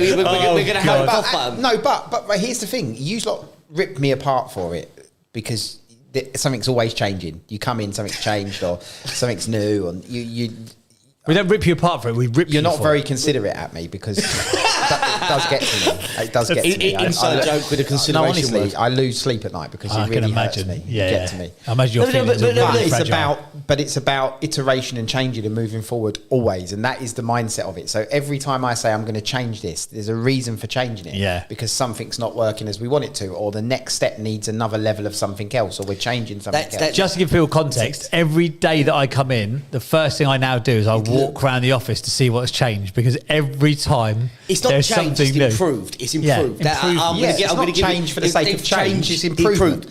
I'll give you, but it's just the fact that it's now become an inside joke. Oh, there's another desk there. Is that a digital whiteboard? Where did that TV come from? Is that new cameras? What are these cameras? Why is there now 1, 2, 3, 4, 5? There's 6 cameras in here. Is that lighting rig new? But it is all improvement and iterations. It's like little surprises for me and James when we get in here. It's like Christmas every day, isn't it? No, that's it. Me and you were sitting in the office looking at some Data yesterday, and then before he even come in, he was like, I've got to go hunt and find what's new in the building. Before he even said hello. And then he went round and he was like, desk. He was But like, it's the experience. It's the experience. I thought you were beatboxing then for a second. That people. You were impressed with my beatboxing, weren't you? I was surprised you didn't know. So these studios have been hired out now. Yeah. There's little bits. Christ, can we get that cough button now? But I'm banning you from smoking. I'm getting you some Nicorette. You cough like an 80-year-old, honestly. The people are hiring out the studios here now quite regularly. And there's little bits that I don't like about how that's done, which needs improvement. So they'll be fixed and improved. But that's just a slight change in maybe the booking process, the way people buy the service, managing their expectations. The booking process is good, by the way. The kit and the equipment that's given, that type of stuff. Just it's constant change. You cannot ever rest and do it. You've got to improve it, because if that person comes in, has a good experience, they will talk about you. Yeah, 100%. If it's good, or they're 9 times more likely to talk about you if you're bad. There you go. oh yeah, see, you rant and rave about a bad restaurant like no tomorrow. Like when you've had bad service. I proactively promote good service now, though. Like if I've been somewhere, like our local fish and chip shop, unfortunately it's shut down. I obviously didn't do enough shouting about it. It looks dingy as hell. It looks horrible, but the food is unbelievable. So first thing I did, the first time I ordered from there, I was like, right, I'm going to Google, leave a Google review. Because I was like, no one does it. Because they had like 30 reviews or something. I'm like, oh, come on, guys. But I think actually, like, I love supporting stuff that's done really, really well. I think that's such a nice thing to do. And it's so easy. It's one of them free things you can do to support another local business. I think people should be doing it. And I think also it makes you do get to a point where you just won't put up with bad service. Like I used to have a phone contract with, who was it? 3. Oh my good God. It was like horrendous. They got the direct debit wrong or something like that for the first month, and it was wrong every single month. So every single month I'd end up back on the phone to them, to the point where I recorded my last phone call with them before I said, I'm going to leave, I'm going to stop my direct debit. And it's some guy in a call centre in Glasgow goes, I'm really sorry, Mr. Burt, but you're not actually allowed to exit a contract. And I said, here's what's going to happen, Bob. I'm going to leave the contract. If needs be, I'm going to get rid of my bank account. If needs be, I'm going to come and visit your office in Glasgow. Like, I will give you can't give us, you can't give us the form back though before the end of the contract. I said, what's going to happen, Bob? I'm going to turn up at your front door with this phone, and I'm going to forcibly put this phone into your hand. I am going to hand this phone to you unless this gets solved now. And I end up having to record the call. It's like, this. You do know you're now a training case for how they train their customer service. It was so bad, but I literally I left. And you're a number to call when there's a bit quiet in the office. Like, ring this fella. He's he gets irate very, very quickly. Well, so I think it might actually be from that. So from the old 3 days, I still get these calls every week. I get at least 4 calls. Before the GDPR come in, your data got sold as someone fun to call to lighten up the mood. Lighten up the mood of any sales. At one point, I was getting 4 calls a day for Tina Taylor. They're like, "Hi, can I speak to Tina Taylor?" It got so bad in the end. I was like, "It's not Tina Taylor's phone number. Can you take me off your list?" That was beep.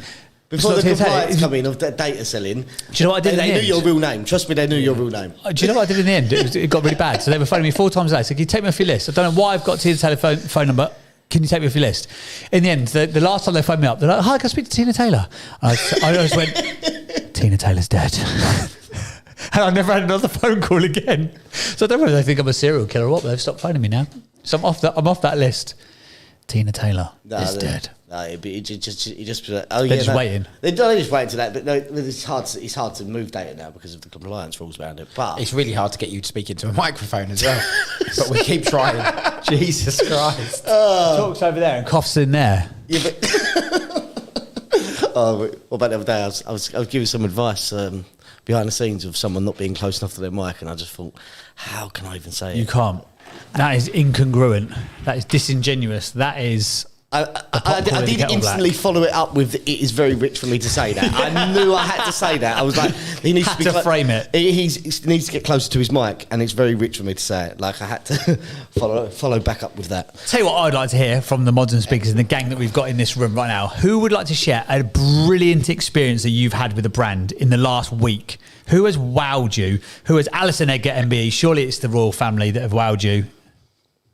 Well, yes, of course they wowed me, but it's a funny story. So, straight the day after the MBE, I stayed at my sister's, had to get to Glasgow. I was speaking at 2 events. So one was virtual, had to get to a hotel, do the virtual thing, and then I had to do a big live conference.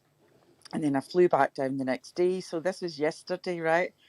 And it was British Airways. So I'm flying back with British Airways, and I tried to book a seat. I just booked a normal seat. And there was virtually no seats left in the plane. I went, oh no, I need to upgrade this now. So they gave you the offer, pay an extra 50 quid, sit at the front of the plane, get your food, all that kind of stuff. No brainer, brilliant, do that. So I came in and it was really nice. So the guy who was the head of the cabin crew was like really welcoming and welcome back. You know, it's lovely to see you back on board. And it's a busy flight. You know, he was really good. He was top drawer. So he was coming up with the trolley. So they were doing the food first and then the complimentary drinks. And he was coming out, he's going, oh, lovely to see you, Mr. Shipman. Would you like the Plowmans or would you like whatever? Oh, Mr. Abercrombie, lovely to see you. And he was using everybody's name, right? So then it came to me and he went, and he paused it. And Edgar's not a difficult name to pronounce, but I've changed all my everything, bank details, cards, all that, and it now says Alison Edgar MBE. So there's a space between the MBE, but on the British Airways site, it's joined it all together. And he went, "Is it Egumba?"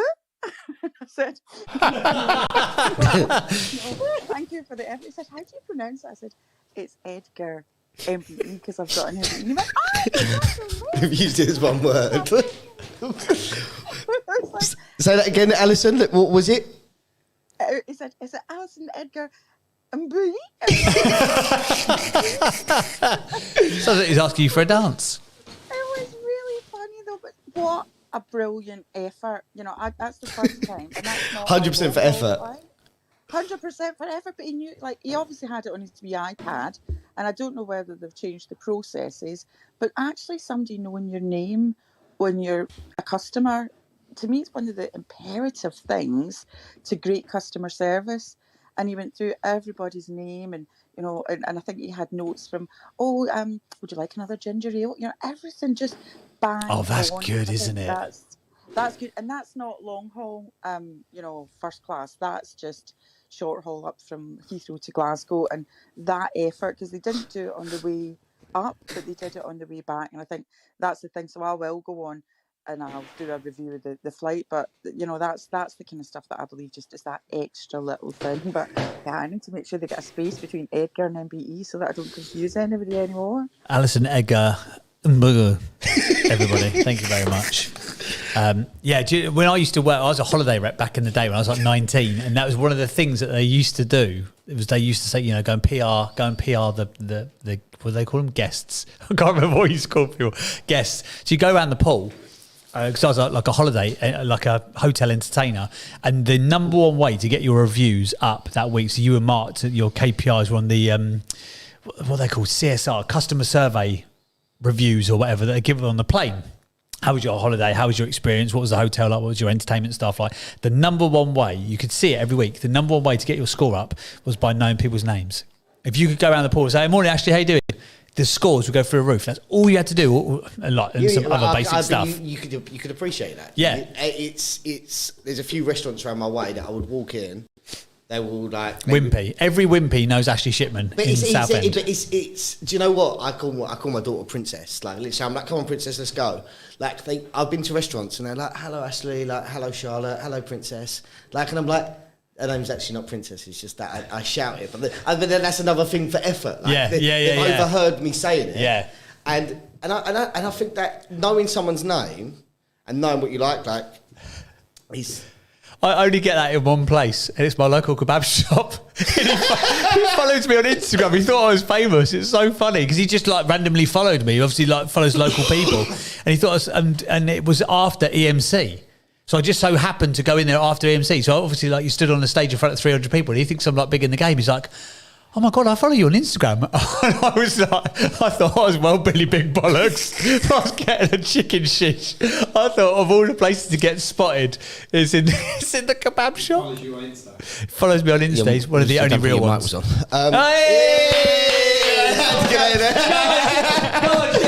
on, Shepard! But no, it's when you go into a restaurant and they sort of know what you like, and they just give you the service that you want. And I think you cannot beat that. Like, no. you cannot beat it. It's just, maybe I eat out too often, but it's like, are we going for this again today? Or it's like, no, I'm going to try something. But it's just that little thing, and I think I really do like that. Like, I don't know. I think I like that because I just think they've actually had to pay attention. Yeah. And it is attention to detail. Exactly. Probably that's what it is subconsciously. If they pay that attention to detail, you're like, oh, they'll pay attention to everything else. How you do anything is how you do everything, isn't it? Yeah, so the food, they'll pay attention to detail. Yeah. The prep of it. You know that that's it. They're setting the standards of how it is, and it's I don't know. I'm a big thing on service. Like, it could be a dingy kebab shop, but if the service was impeccable, I'm happy. Yeah, 100%. I'm as long as the food matches up. But I'm a service guy. Right, we have had Jenny in the background, and she said she's got a great experience. She had a lovely experience recently from a small company, really living their values. Jenny, are you there? Is she on stage? Hi, everyone. Oh, here she is. I am here. Hi. I'm loving this morning. Because it's really nice to hear, like, experiences that other people have that some of us will never get to. Like, I don't think I'll ever be able to just log online. Actually, no, this is a lie. One day I'll be able to log online and just buy a Tesla. But what I'd love to do really is log online and just buy a horse like that. But then that would be a bit dangerous, to be fair. So I'd probably end up with far too many of them.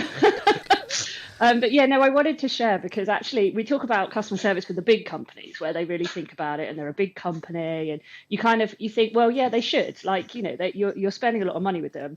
Like, you would expect a company like Tesla or something to do that. But it just reminded me of what happened with a little company that I buy from. So their ethos is all about sustainability and they literally live it in every single thing they do. So they will not package their packages with plastic tape. They use paper tape. Everything comes in cardboard. The stuff is sustainably sourced, you know, and literally every single part of the experience is 100% to their values. And I bought some riding trousers from them. And after one wear, one of the seams just split open. It wasn't because they were too small, I promise it. They did just split open. This will happen if you order a 6. Come on, Jenny. That's the problem.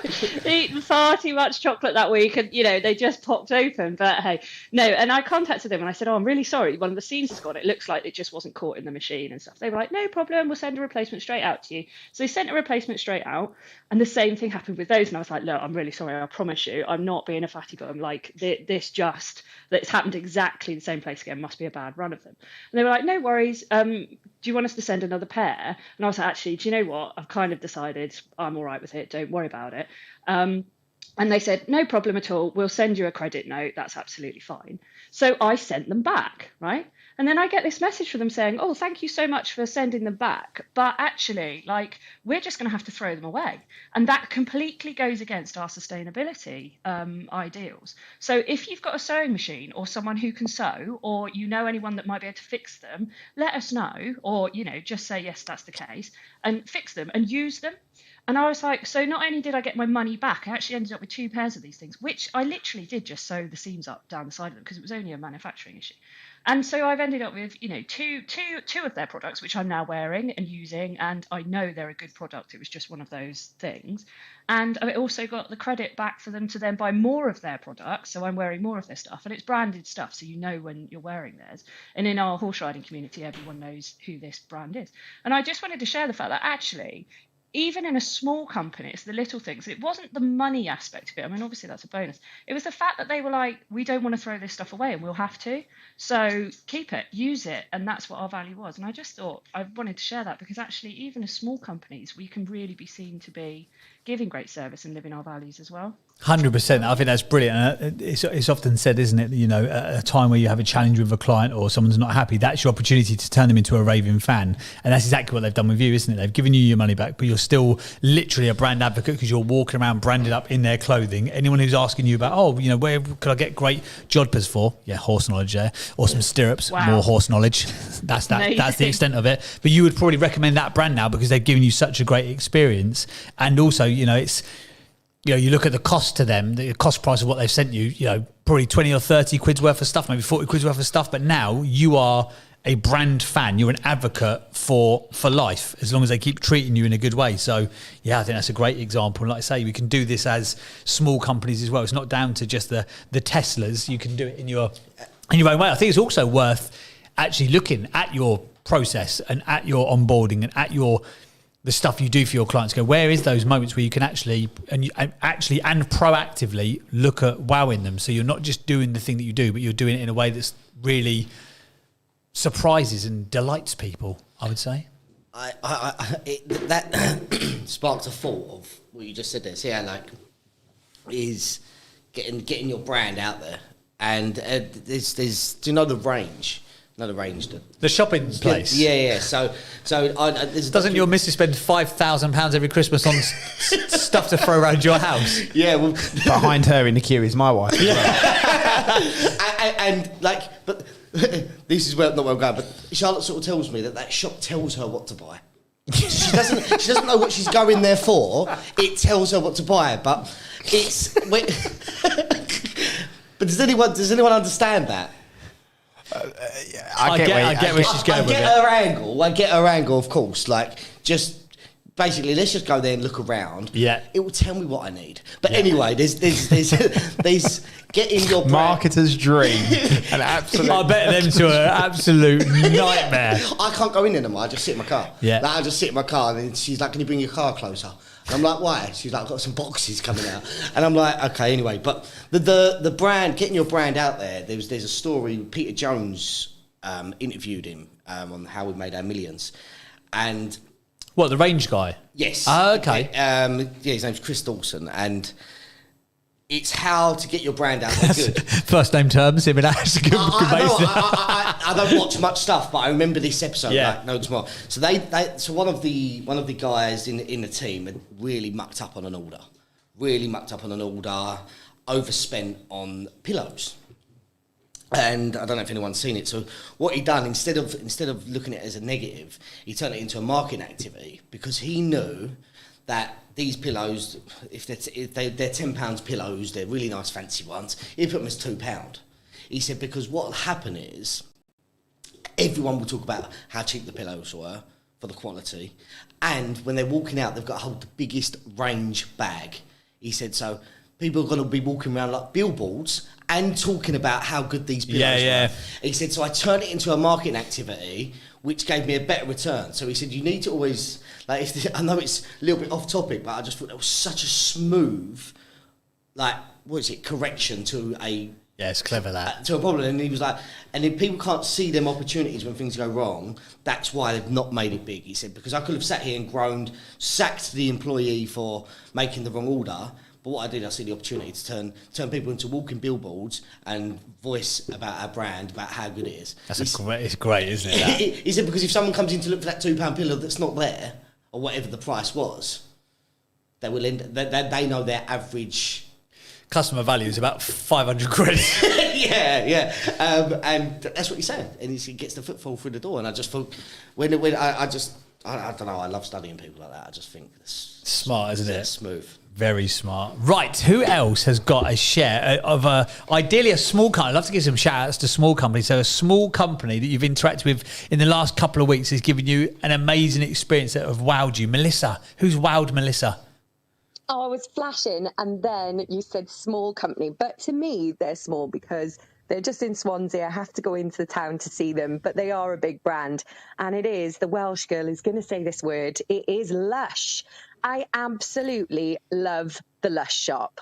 If anybody buys their products, I can see Jan flashing away as well. When you go in there, it is an experience from the moment you step in to the moment you're going around the shop. You literally cannot go in there without somebody approaching you and talking to you about what products you usually buy. Have you tried this? Check out our new bath bomb. Like, but they're not pushy. Like, it's not like they're trying to just get loads of sales on you. They just genuinely love what they do. Like, they're so enthusiastic about bath bombs. Like, literally, I come out of there spending like 3 times more than what I actually went in for in the first place. And I just love the whole experience there.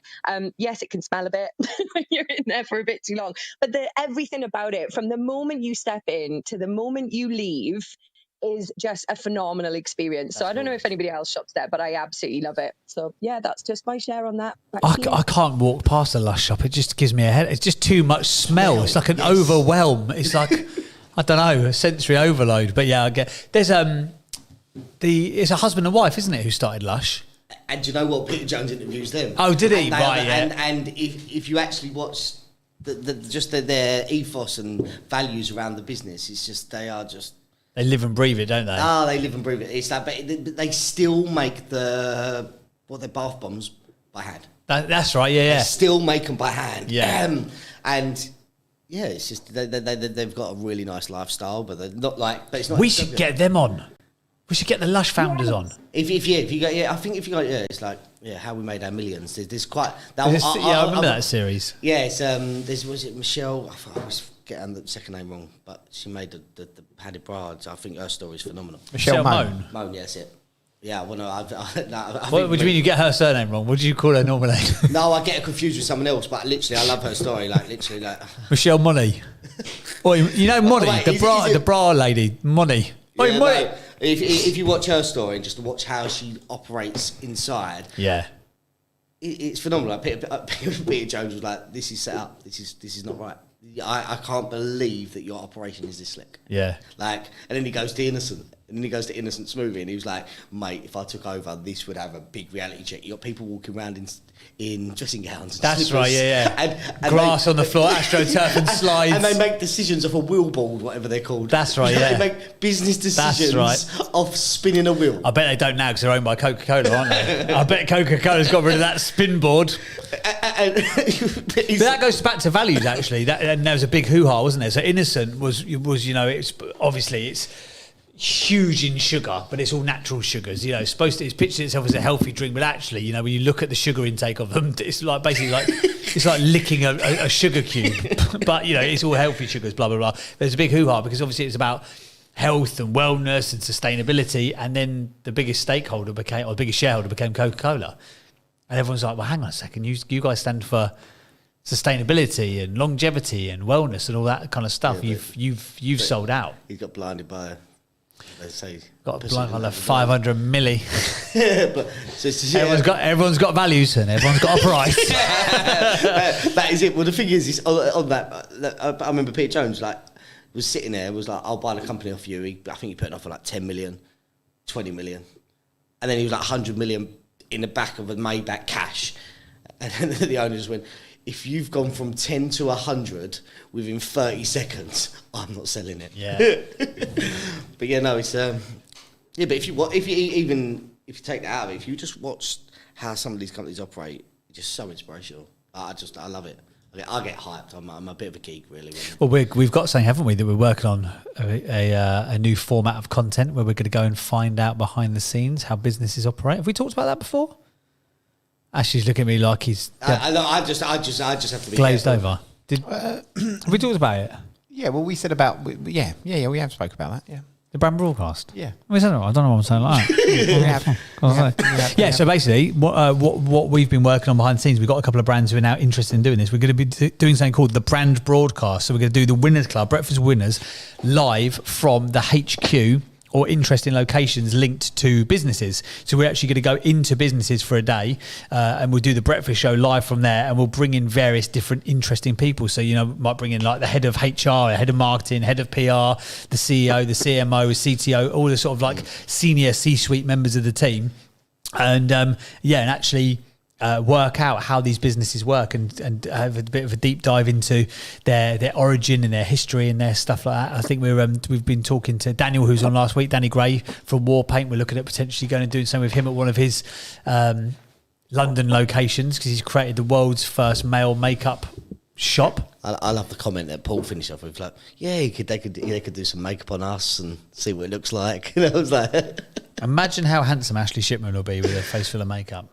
I mean, he's a solid 7 out of 10 now, isn't he? Imagine when he rocks back up to the range with Charlotte as a 9. She ain't going to know what to do with herself. She ain't going to know what's going on, is she? Right, Modern Speakers, it is 8:30. We've got 30 minutes left. We'd love to hear some more. And it doesn't have to be necessarily small businesses, but let's hear your recent interactions with people who've wowed you as a business. Jennifer Louise, who's wowed you? Hey, so Shark, the Hoover. So I didn't even know that they existed. I've always had Dysons. But about 2 months ago, my cleaner... I keep unblocking this Hoover. Can you buy me a new one? And she sent me the link to the Hoover that she wanted, which was this Shark. So I was like, right, okay, yeah, that's no problem. Got it ordered. My daughter had a 14th birthday party, which was carnage. And they're allowed as many parties as they like, but they have to have the house back to spotless condition the next day. I know I'm not doing it. So needless to say, one of the girls accidentally broke the Hoover. But Shark have been amazing. So I phoned them up a bit like Tesla, not Tesla, Huel. There was like an online number.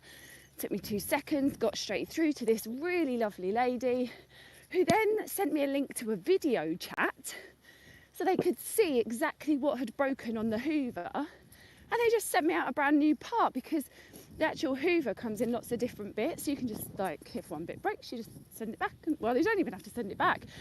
They just send you out a new one. Anyway, they sent me the wrong bit. It could have been one of 2 things that had gone wrong, and it obviously wasn't the one that they sent. So the same process just happened again, literally in under 5 minutes, and they've sent me out another new part, literally comes the next day, and they're just so brilliant. I'm actually hooked on Shark the Hoover now. What's really interesting is the fact that we still, and this is the power of brand, right? So that story, the whole time you're talking about Shark the Hoover. Hoover is a brand name. It's a vacuum cleaner. So Hoover, actually, they own the market. So it's like Jacuzzi. Jacuzzi is a brand name. But most people don't know it. So I worked with Dyson at one point when I worked back in PR back in the day, and I took so I was like the account manager, and I had to take out like an editorial copywriter with me to go and meet up with this meeting. So we go to Dyson head office, right? And we're sitting there, and all this girl did was kept referring to how much she loved Dyson the Hoover. And I'm like, oh, please stop. And the woman, who was this like really bold, bullshit Australian woman, she's like, just to let you know, Hoover's actually a competitor brand of ours, so we don't really refer to Hoover here. It's a vacuum cleaner. And this girl was so not listening to anybody else, she carried on talking about it. So throughout this whole pitch, so I'm there for like a retainer with Dyson, right? It's in the bag. All I've got to do is bring this editorial person down, seal the deal. We're in for a 12-month retainer, big money. I'm thinking this is fantastic. And all she did was talk about Dyson Hoover. All she did the whole time. Oh, what I think's really amazing with the Dyson Hoover is the cyclone technology. And I'm just like, shut It's a bit like if you witnessed yesterday, no matter how much we spoke to Tim Story, he refuses to acknowledge that there's 3 of us, so we're all just called Ashley. Yes, I noticed that. But he's done that a few times. I just think like, but it's every single time. Yeah, every single time. And then Paul's just replying, but I can hear it and then see it, and I think, like, yeah, Paul's just kind of correcting him. Like, it's coming out of Paul's Crack face. on, Tim. Crack on. But I've only just knowing that. Like, literally, I didn't. It should just be a Dyson vacuum cleaner. Yeah, it's a Dyson. But you do the hoovering, don't you? I'm just going to hoover that up. I'm going to hoover. Yes. You don't do the Dysoning, but that's the power of branding. I'm going to get in the jacuzzi. You're actually going to get into a hot tub whirlpool spa or whatever. But yeah, that's So there we go. Right, who else has been wowed? I know how much you've been wowed by it because there's a whole back channel with some of the regular moderators and speakers who help us curate the conversations in the rooms. Amazing, I know that these conversations are curated. But in the back channel... I'm going to get a shark. I think it was yesterday. I've never heard of them. Oh my God, these lot were banging on about it for about half the day. Shark is the best Hoover brand we've got. It. Best Hoover, is it? What, have you had a Dyson? Have you had a Dyson? Yeah, I've had Dyson, yeah. I've had a Dyson Hoover and now I've got a Shark Hoover. Do they do a robot though? Because I need to replace my Dyson robot. I don't know. I think they're better looking as well. I think Sharks are better looking vacuum cleaners. I'm going to Google it now. Do they have a robot one? Like we got the Isn't your problem first world problems? Isn't your biggest first world problem? Isn't it that you've your robot runs out of battery downstairs because it's too big and you have to have two robots? Yeah, it's really annoying. It doesn't get around the whole house. It has to go back and recharge itself. I don't know how you deal with the struggle some days, and I think you are brave to the core. What do you reckon? Have they got what you need? Oh, they bend in all sorts of angles. Mate, oh God, here he goes! Bloody hell! Don't watch the QVC of a Shark because you will purchase it. Like if they actually compare it to, I think they compare it to a Dyson and things like that, but they just take the brand off, so you know what you're looking at. Now when you see a car advert and they take the logo off, you know what car it is, and they're comparing it, and you think, I can't believe, and this has been verified by Clubhouse, we've got one of the most engaged audiences in Europe. We've got the biggest business community in Europe, 95% of people listening for entrepreneurship advice, and we've ended up this morning talking about Shark vacuum cleaners. And Paul is now buying one as we literally as we speak. He's testing their service. Jennifer, You're welcome, Paul. You won't be disappointed. No, you won't. Shark's the best. And if you've got a pet, but I'm not going to lie. I don't often wait for Black Friday. Use my Dyson, but somebody does, and they might be impressed with. Jeeves will love it. He could have this as his Christmas bonus, couldn't he? Oh, Jeeves, yeah. And it would save his back, wouldn't it? Poor old Jeeves. So Paul's birthday got to save a servant. They got a Black Friday event on at the moment. Of course they have. Of course they have. The price has increased by 20%. It's Black Friday just become like a whole month of events because it was like one day at one point. Now it's just like Black Friday, November. So like Halloween, Black Friday rolls into Christmas. It's just like consumer heaven. Well, that was originally Amazon, wasn't it? Talking of Amazon, do you know they're going to stop as of January 2022? Visa. Stop taking Visa card payments, so you can't pay by Visa on Amazon. Why? Because they reckon they're paying too much fees to Amazon to Visa. The fees are too high for Visa. So the fees are for Visa. So they've basically gone. Doesn't please us. See you later. We're not paying. What are we going to do? What are we going to do then? Here's the thing, right? Non-funky tokens. Well, no. So this is it. So don't worry, guys. I've got you covered. There's rumour in the because I was researching this because we were supposed to do a news section about news articles, which we haven't done. By the way, we talked about Hoovers instead. Amazon was one of the news articles because there's a big debate about whether or not they're going to release, which they haven't said they are, but in theory they got the power to being able to take direct payments from your bank account. So instead of having to need it, because at the moment it goes back to it goes back to the whole idea of blockchain and stuff. The reason it will revolutionise over time. But the reason it will revolutionise over time a lot of industries and sectors is because it removes the middleman, right? It's direct. You know, it's a contract between two people. It's direct. It removes the middleman. Visa, MasterCard, all of these payment providers are middlemen for me wanting to pay you or me wanting to pay Amazon or however it works. You still go through, and the size that Amazon are, you know, do they have their own payment system? Do they take the payments directly from your bank account? Have they got the ability to do that, or is that going to roll out? So that's one thing that they're saying. Potentially, this is the first step towards Amazon taking direct payments from you, as opposed to going through a third-party payment provider like Visa or MasterCard. MasterCard or Visa, give me what you need. Do you remember that song? Not really, no.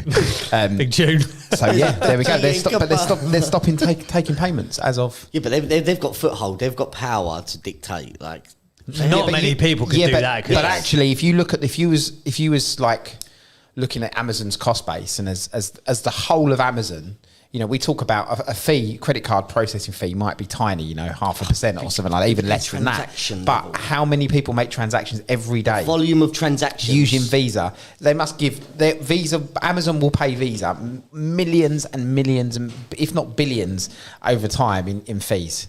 But it's like the geezer who made the opening of a can. That he's still got the painting on that. He gets like... Oh, that's right, yeah. He gets like, what does he get? Like, I don't know what it is, but I think it's minute money per every can sold. And people still haven't found a better solution. But here's the thing, as technology evolves, industries like payment processors and people like that, all of that's going to change. with the way the blockchain works and the way everything works, all of that could possibly change. We're living in the new world. Yeah. So automatic robot vacuum If you've got a cleaners. Visa, you cannot buy anything from Amazon from January 2022. There you go. I wonder if it'll make people just stop buying from Amazon. No. I doubt it. You choose a different card, won't the you? reason they've come out is because they've got foothold. Yeah. It probably will have a little bit of a shake-up, of course, but like, look at Jeff Bezos does now. He just owns I'm going to get in touch with Jeff. I'm going to say, Jeff, Like- don't worry, mate. We were chatting about this on Clubhouse. We're going to get some funky tokens. Jag's team are going to do the design. Apple Crumble is going to set it on the back end of. He's going to get a crypto. And I draw an NFT drawing. Yeah, Ash is going to sell it for you. Yeah. Well, don't worry about the details, Jeff. He'll just sell it. It doesn't matter. He don't need the details. He just needs a floor. He just needs a Reuters screen, and he just needs a load of excitable people. And that's it. We're good to go. We're good to go. Right, who else has got a share of a recent engagement that they've had, or a recent, a contact with a company that wowed you and made you go, wow, that was really special? Let's go to Leslie's been flashing pretty much consistently for the last 4 hours. So let's go to Leslie before she hurts herself. Thank you. Good morning. Good morning. Just to be quite clear on the MasterCard thing, Amazon have got into bed with MasterCard and they are going to be having an Amazon MasterCard. There you go. And they have stopped Visa debit. It's only Visa credit. Okay. Just thought you might want to know in case you didn't. My shout out is I've just come back from hospital. I've been in hospital for a couple of nights. Sympathy, please. Because for a scheduled operation that was meant to be in March 2020 on my back. And I just wanted to shout out, I know it's a very large organisation, but the NHS at Southend Hospital, particularly on the Castle Point ward in the daytime shift, were amazing. Because imagine this, right? So I come up from surgery, I get onto the ward, and they say, I'd already had a drink of water and nothing else for hours and hours, as you know. And then all of a sudden she said, what, would you like a sandwich? And I said, oh, yes, please. And she could only get me either of this curled up ham sandwich or a cheese one. And it was disgusting. So she goes, oh, gosh, they don't look very nice. This is the nurse.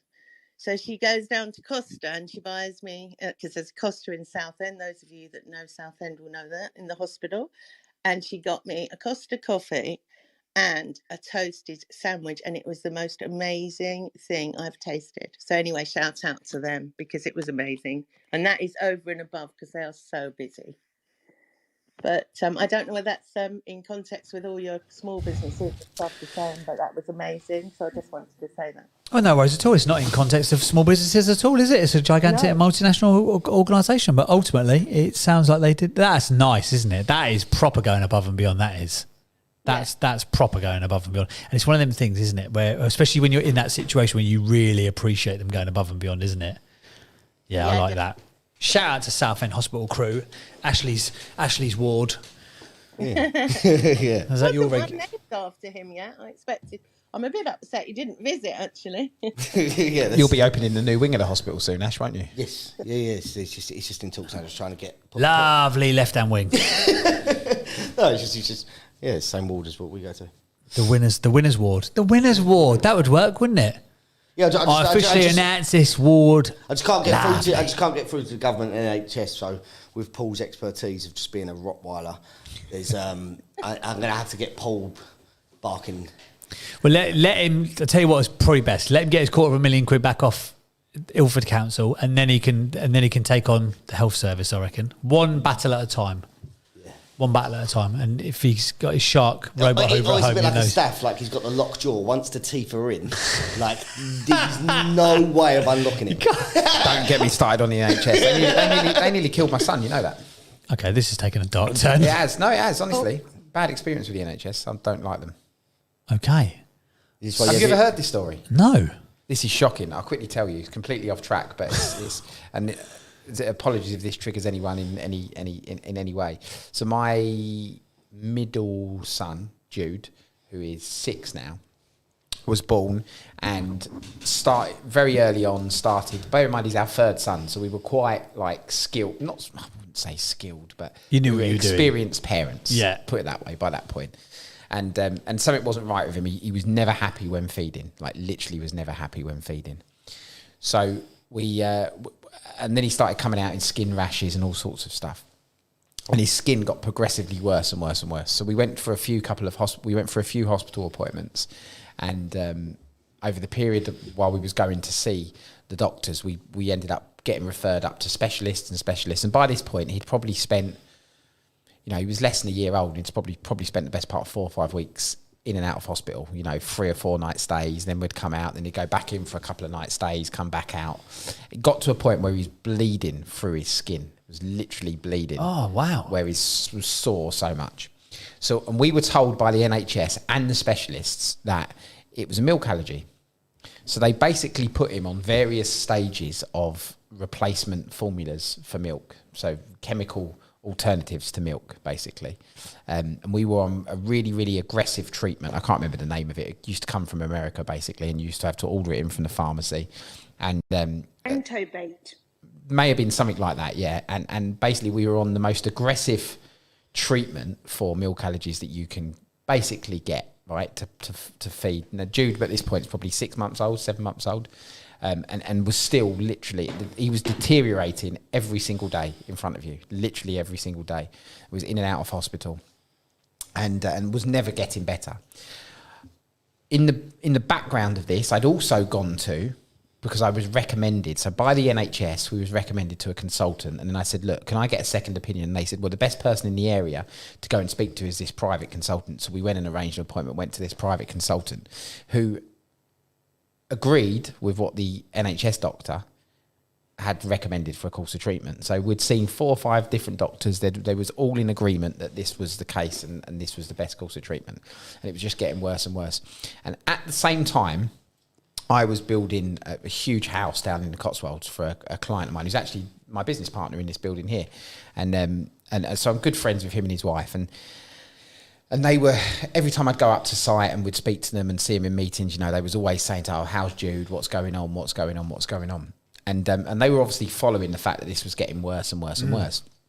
So she said to me, his wife said to me, look, she said, I don't know if it's any help to you. There's this doctor. We've always used him as a family.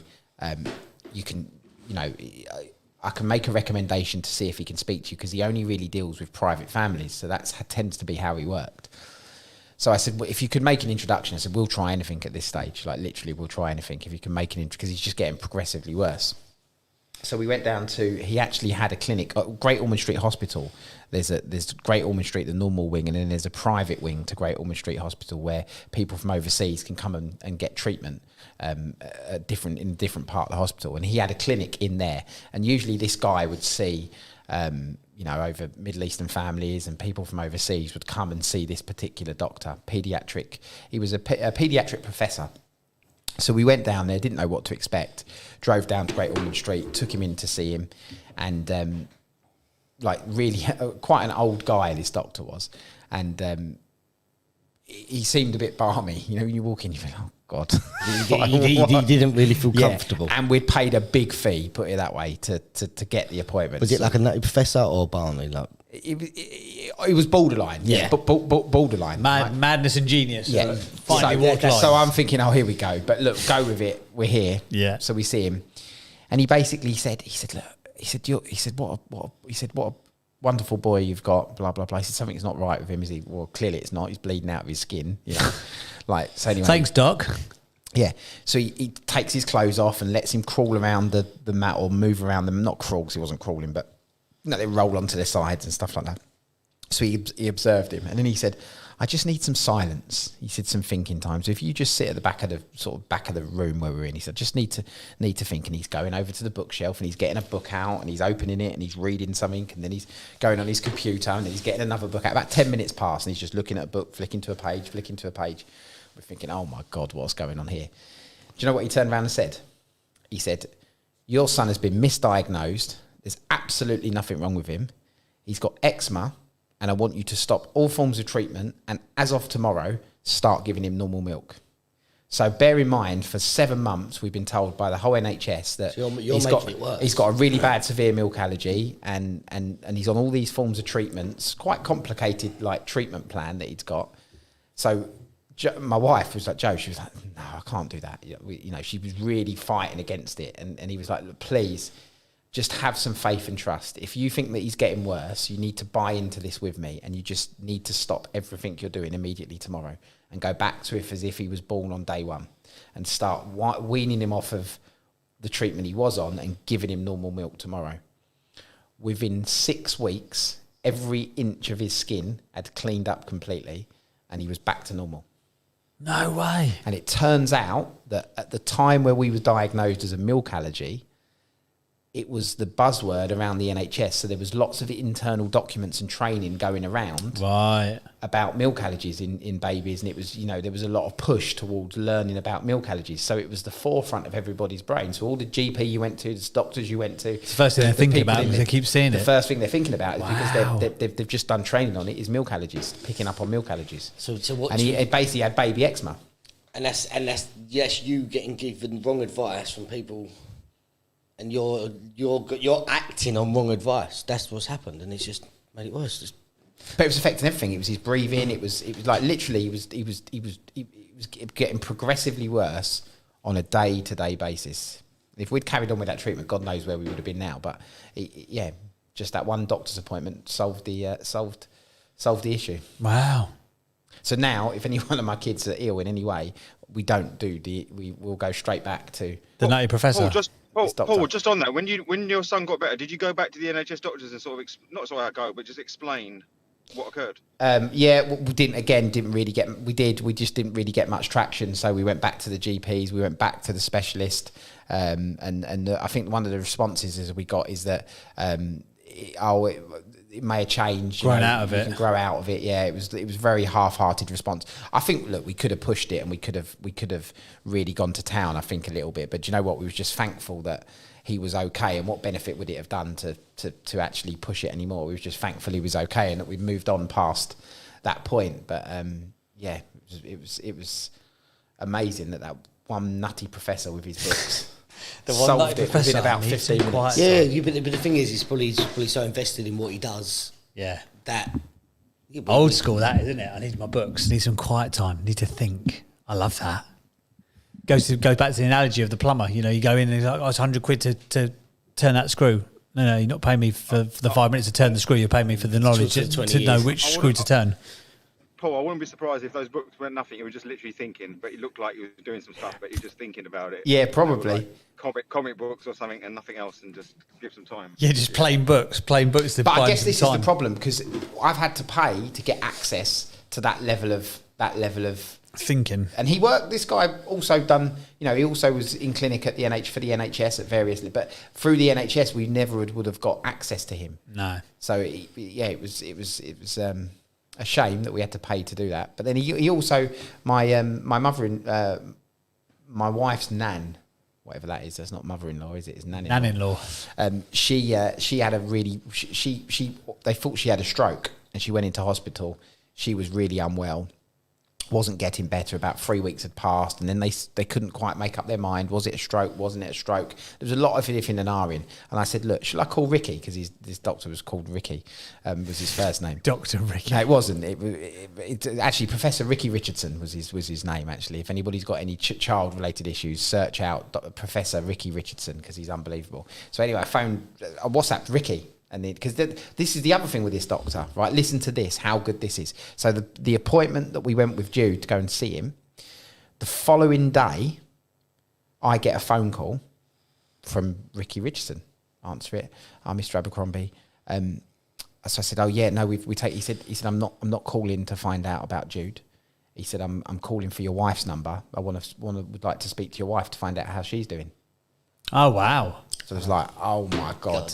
So I gave him the number, and he had about a half-hour phone conversation with my wife and was like sort of supporting her. And then he phoned back a week later, done exactly the same, and spoke to us. Really? Yeah. And that's magic, isn't it? He made you feel like he was caring for you. You know? Yeah. It was like the old school doctor approach of caring for you, not just leaving you to do it. He was caring for you, and he kept that hands-on approach to the whole point of when he got better. Didn't charge us anymore. We only paid for the one appointment with him, but he kept that hands-on approach of how's he getting on, send us some photos, of his skin and blah, blah, blah. And we got through that.